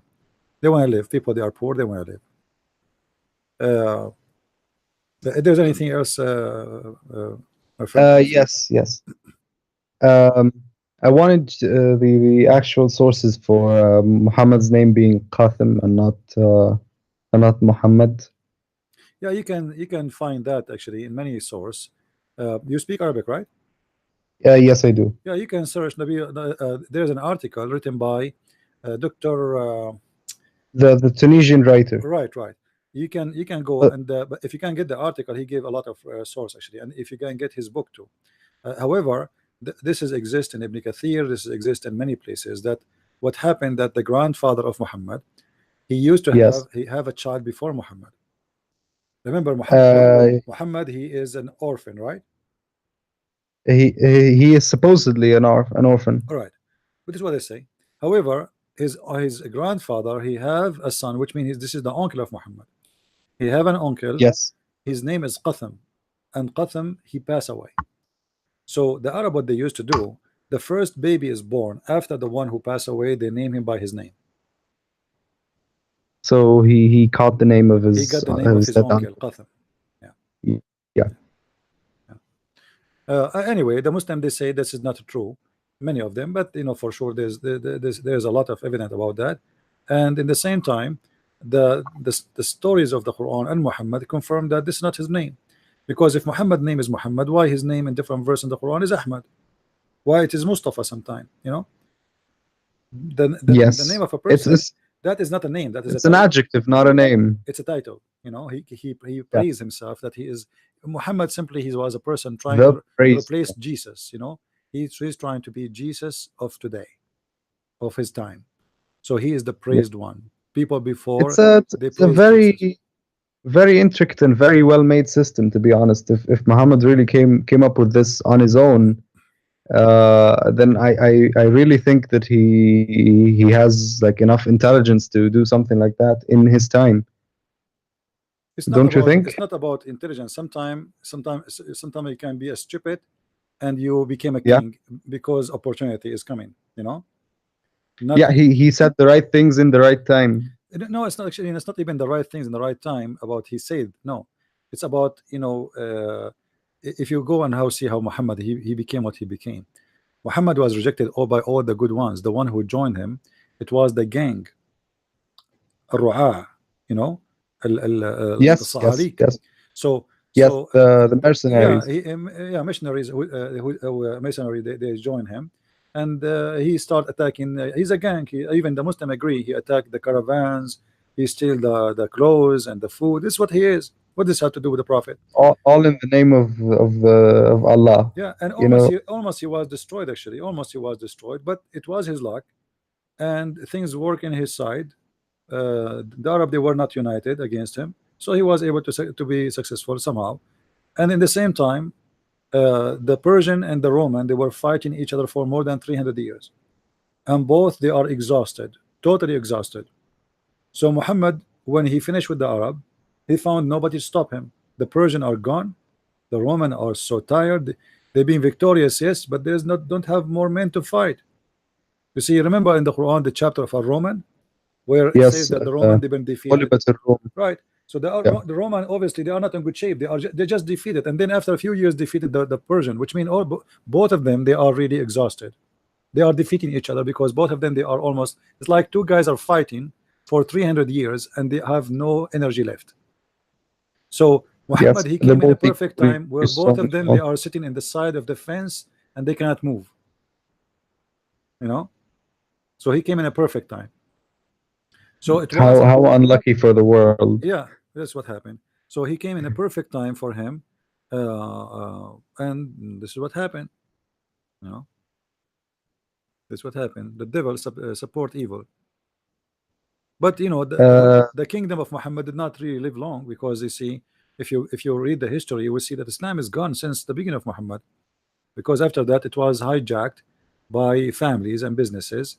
And then the Tatar, they came, the Mongolian, they destroyed the caliphate and they made their own caliphate, and then the Turk took over, the Turkish. Yes, Yeah, the most the corrupt, Ottoman the most Empire. corrupt nation ever in history. They took over, and since then Islam does not exist. The caliphate became the Ottoman Empire.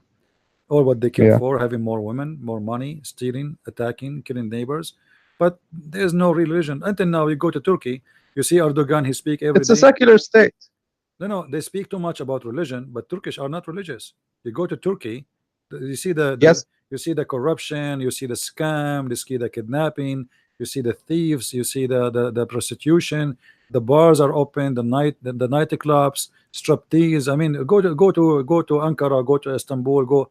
Erdogan, he make a I speech have every day friends about there. I Allah. know, I know, I know. Yeah, they make a speech every day about Allah, but this guy, his country is the major income they have is prostitution and drugs and drinking. Why Erdogan don't forbid alcohol in his country if he's a Muslim leader? He pretends he's a caliphate, but he's too much of a liberal Yeah, caliphate. where is the guy who will forbid alcohol? Isn't it alcohol forbidden? I mean, this is something little to do. I mean, you do not need to be genius to know that you as a Muslim supposedly should forbid alcohol. You cannot do that, because if you do that, his country will be bankrupt. They make a lot of money from tourism. If he close all the nightclubs and prostitution and all those things, the country is not it already The is country will go collapsing. back to the rubbles it used to be. The country is used to be a Constantinia, used to be a wonderful country. It's not even their country, you know. But since they came there Yes, and they stole everything, and all what Ottoman Empire was built of stealing from the others for the sake of those who live in this area. But what I'm trying to say, that Islam as yeah. Islam is not exist no more. Islam is gone long time ago. This is what is left over, and today the Muslims are nothing different from before. They fight each other and they kill each other. Go and see what The happened same. now in Turkey. You know, the Saudi, the Emirati, the Bahrain, the Qatar, the Turkish, the Egyptian. I mean, it's a nations of people who hate each other to death. Yes, If not that America, is saddeningly true. if not America, right now the Middle East will be burning. Turkey will attack Syria, Saudi Arabia, Egyptian, and they will attack Turkey. Iran will attack Saudi Arabia. The whole Islamic countries will be killing each other. Actually, already are killing each other anyway. War in Iran, war in Yemen, war in Syria, war with the Kurdish, war in Iraq, war in Afghanistan, war in Pakistan, war in Libya. I mean, where is there's a Muslim country they don't have a war? I wanted to ask you about one more thing. Are you familiar with the current Egyptian politics? No, not really. And I don't really. I just wanted to ask you about like the president. What do you think of him? I think all of them the same garbage. This is the Middle East, my friend. Okay. This is the Middle East. It's a you know, it doesn't matter how they try to color themselves as to look like nice, to be moderate. At the end of the day, all of them, they are racist. You know, Very, and yes, they are very. they discriminate you. They always find a way to discriminate you. You know, if you are black, they discriminate you. If you are not an Egyptian, discriminate you. If you are an Arab discriminate Egyptian. Egyptian discriminate Arab. You know, the Middle East. All of it is messed up. This is why I don't like to live there. Actually, to be honest with you, I don't like to be there. No one likes living there. And even in here in America, I don't associate with Middle Eastern, because they don't change. Even those who live in USA, they are racist. They are racist. You know, like it's not a secret. You go right now and search. You will find that the most ugly behavior toward black people you Yes, find in yes, the Middle yes. East. Go to Algeria. Algerian, they are African, but yet they treat I've seen it in my own country. yeah, and Yeah. they treat the black people as they are slaves until now. And in Libya, they are now having thousands of slaves in Tunisia. If you know, go and see what they are doing to them in Tunisia. If you are a student from Africa coming to Tunisia, they treat you like garbage. They humiliate you. They beat you in the street. Same in Morocco. Same in Algeria. Those are I've seen it. I've African. seen it here in Egypt. Yeah, see, so you know, it's a race. They are racist, and they always find a way to discriminate you. So you are a Christian, we will discriminate you. If you're not a Christian, we will find different else. You know, something else. You know, They always find some small minority that they have to push they have around. to abuse you somewhere, and they try to find a way to abuse you. The point is how we can abuse you and suck your blood. You know, Yes. so if you are not from a big tribe, we abuse you too. You know, if you are a poor, we abuse you. So let us say you are a Muslim, so he's not a Christian. We can't abuse him for being a Christian. He's a Muslim, but he is not from high class family. We can't abuse him. He's a poor guy. Everybody abuse everybody. Everybody steal from everybody. Middle East is hell. It is a hell. You have to be from a powerful family to live a nice life in the Middle East. Otherwise, Yes. you are no one. Yes. If you are from a powerful family, you live like a king. You can go buy your car over somebody in the street and nobody will arrest you. Nobody even will talk about it. That is saddeningly true. Yes. What do you think of this logic that these Arabs have? Is when you tell them, look at the modern Western countries and how they are, and look at us. Is this the God's chosen people or God's ummah or whatever? And then they say, but they don't have the deen. What do you say to this kind of people? You see, for me, the Western countries Yeah. are not the best because of Yeah. nice Yes. streets and etc. And no, actually, the West is really getting to be garbage like the Middle East, the same as the Middle East now. Because you go in the West, you will find the Middle East there more than the Middle East itself. You go to the West now, you find terrorists more than what you find in the Middle East. But I know what you are talking about they build the civilization, etc. They are advanced, etc. But Yeah. this is not really the reason for me to look at the Middle East in a bad way. That is not really the reason. You can be in a poor country who have no any advanced thing, like you live only in grass, you are a shepherd, still I will respect you and I will consider you a wonderful human being. So I will not measure really a nation by how advanced they are, but I will I will measure them by their fruits. This is what Jesus said, from their fruits you shall know them. The fruits in the Middle East, that everything is corrupt, the judge is corrupt, the police is corrupt, the president is corrupt, everything around you is corrupt. The phone company, they cut your phone in purpose, and they call you and they say, they come to you to your door, they say, is your phone working? You say, let me check. You go inside, you find the phone is not working. They say, see, well, you make a request, but he is the one who cut the cable outside a second ago, so he will make you pay him, bribe him to fix it for you now, otherwise you will wait for your turn. Everything is corrupt. This is the problem. You know, they have a corrupt mentality, they have a corrupt society, and the same time they are the most people speak about being decent, and they are so proud about how wonderful they are. You are in the Middle East, I am from the Middle East, and you know, when we speak about Western, we speak about them as they are garbage. Yes. Yes. You know? And we are the Look best. at the garbage West. Look at how immoral they are. Look at how irreligious they are. We No, have not the only deen. that, We not are only the that. best. If you speak about Western women in the Middle East, they speak about Yeah. them, they are whore. But A slut. but if you go in the Middle East, you'll see how women, they are taking drugs, sleeping with around, and you know, they do everything in the book of the devil. But in the same time, they claim that they are the best of mankind. It's because of how they've been. What's the word? You know, they've been kept away from these things, and they finally found the chance to do it. So Yeah, but you no, know, I'm saying it's a society of hypocrisy. Everything very. is hypocrisy. The in the Middle East, in the culture of the Middle Eastern, if you are a male, you can go sleep out, your mother knows, your father knows, and nobody will be upset. If you are a girl and you do the same as your brother, You'll you be will go slaughtered. crazy, you know. And this is why everything is done under the carpet. Women, they go sleep around, men, they sleep around. Number one product in the Middle East for women is virgin again. All women, they go sleep around, and then before they get married, they buy a product, it's called virgin again, where women, she inserted somewhere, and in the wedding night she claimed that she is a virgin, and then the husband, he will see the blood, and he will be proud that his wife, she is a decent woman, but in fact his wife, she did what nobody did before. There's a woman, her name is Foxy. Anyone remember her video, guys? Anyone remember I the video of Foxy?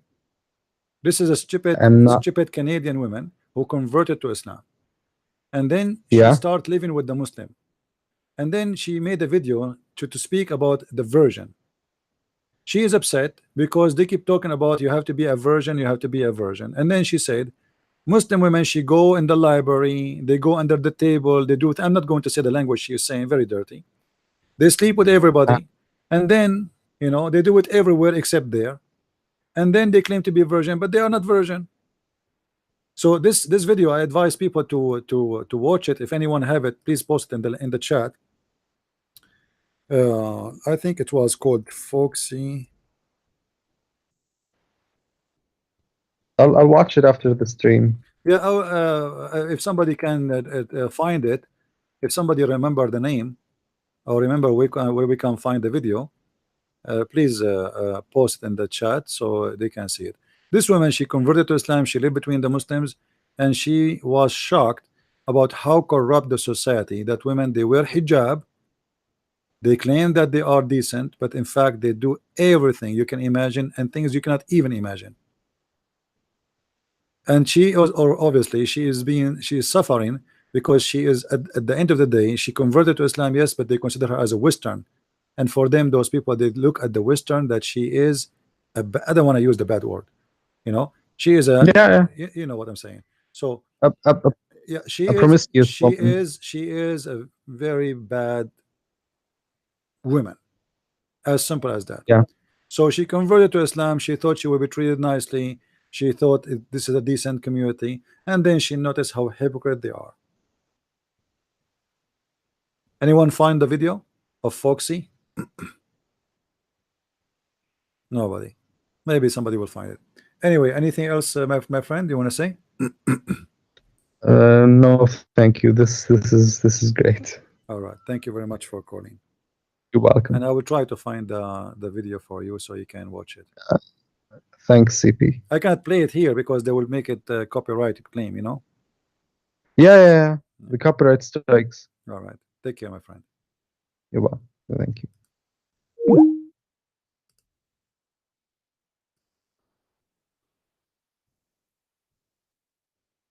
Let us see. I think her name was Foxy.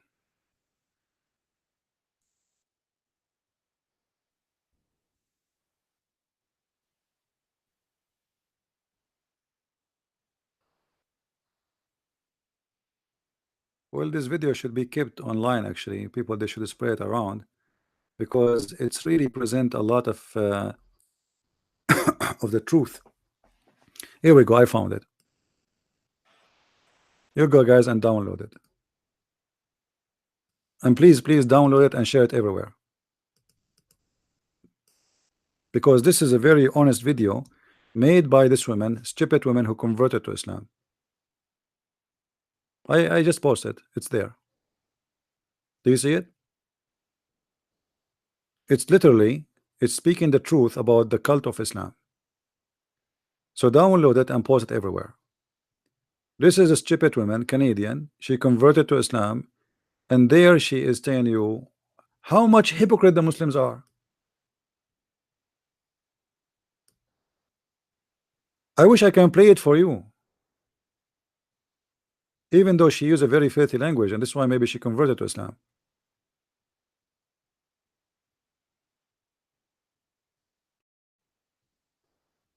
This site cannot be reached. What do you mean cannot be reached? You could not open the link, guys?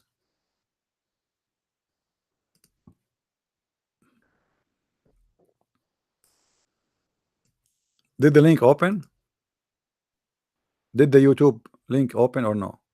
No? Okay, let me see. If I post it in the, I will post it in the info of the video here. Let me see. I think now it should open. It should show.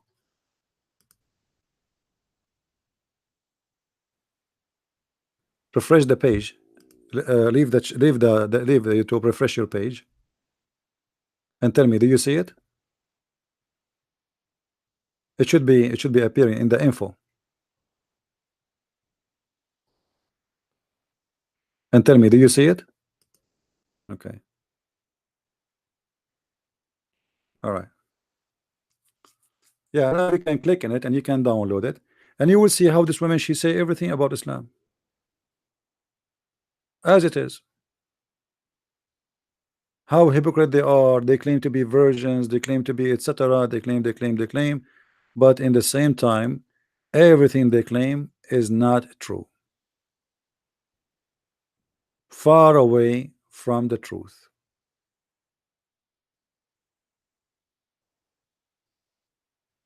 But nothing new.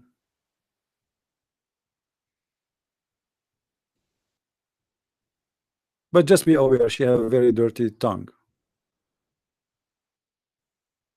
And obviously, she have a mental issue to convert to Islam anyway. A human being, he have a intelligent, will not convert to Islam.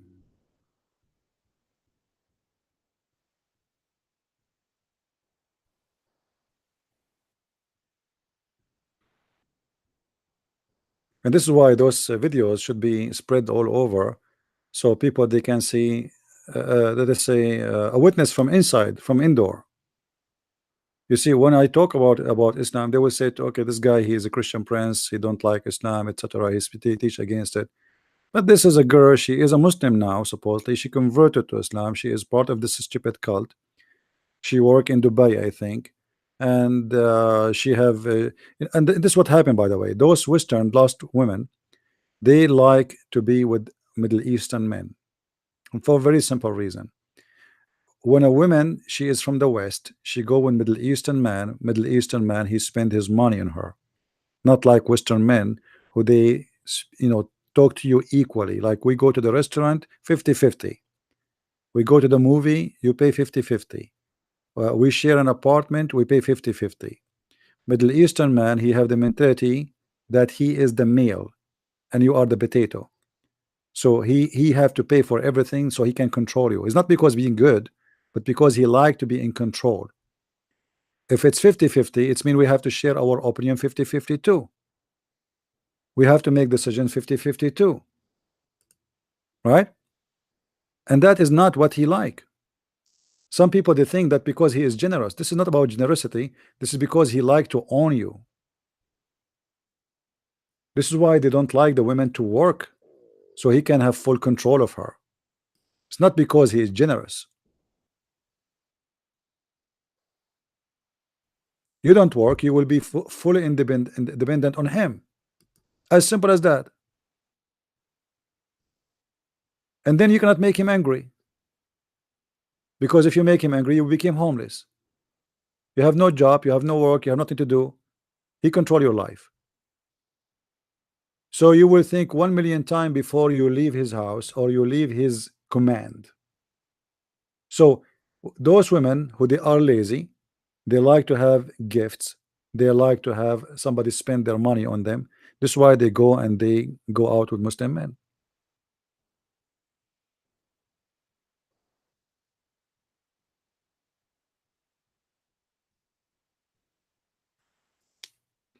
They say to you that we are protective. That's not true.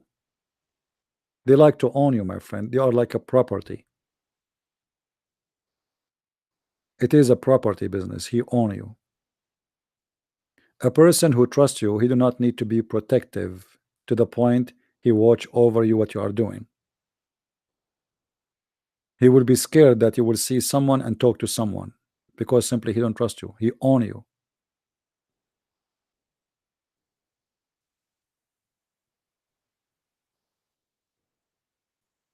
Anyway, I think we have enough for today. I hope today, guys, you have a good time. And for those who download my videos, you can download the whole video. And maybe it's better if you cut where we finish with Dr. Rohi and make it as a full video debate with Dr. Rohi for today and name it Who is Allah? Dr. Rohi versus a Christian Prince. And for sure, as usual, Muslims defeated the Christian Prince as usual, as always. Thank you very much, my friends, for being here. May the Lord bless you all, and I wish you the best of time with your family and your friends in this blessed weekend. Christ is Lord, and Islam is false. And we see you soon again. Thank you. Bye-bye.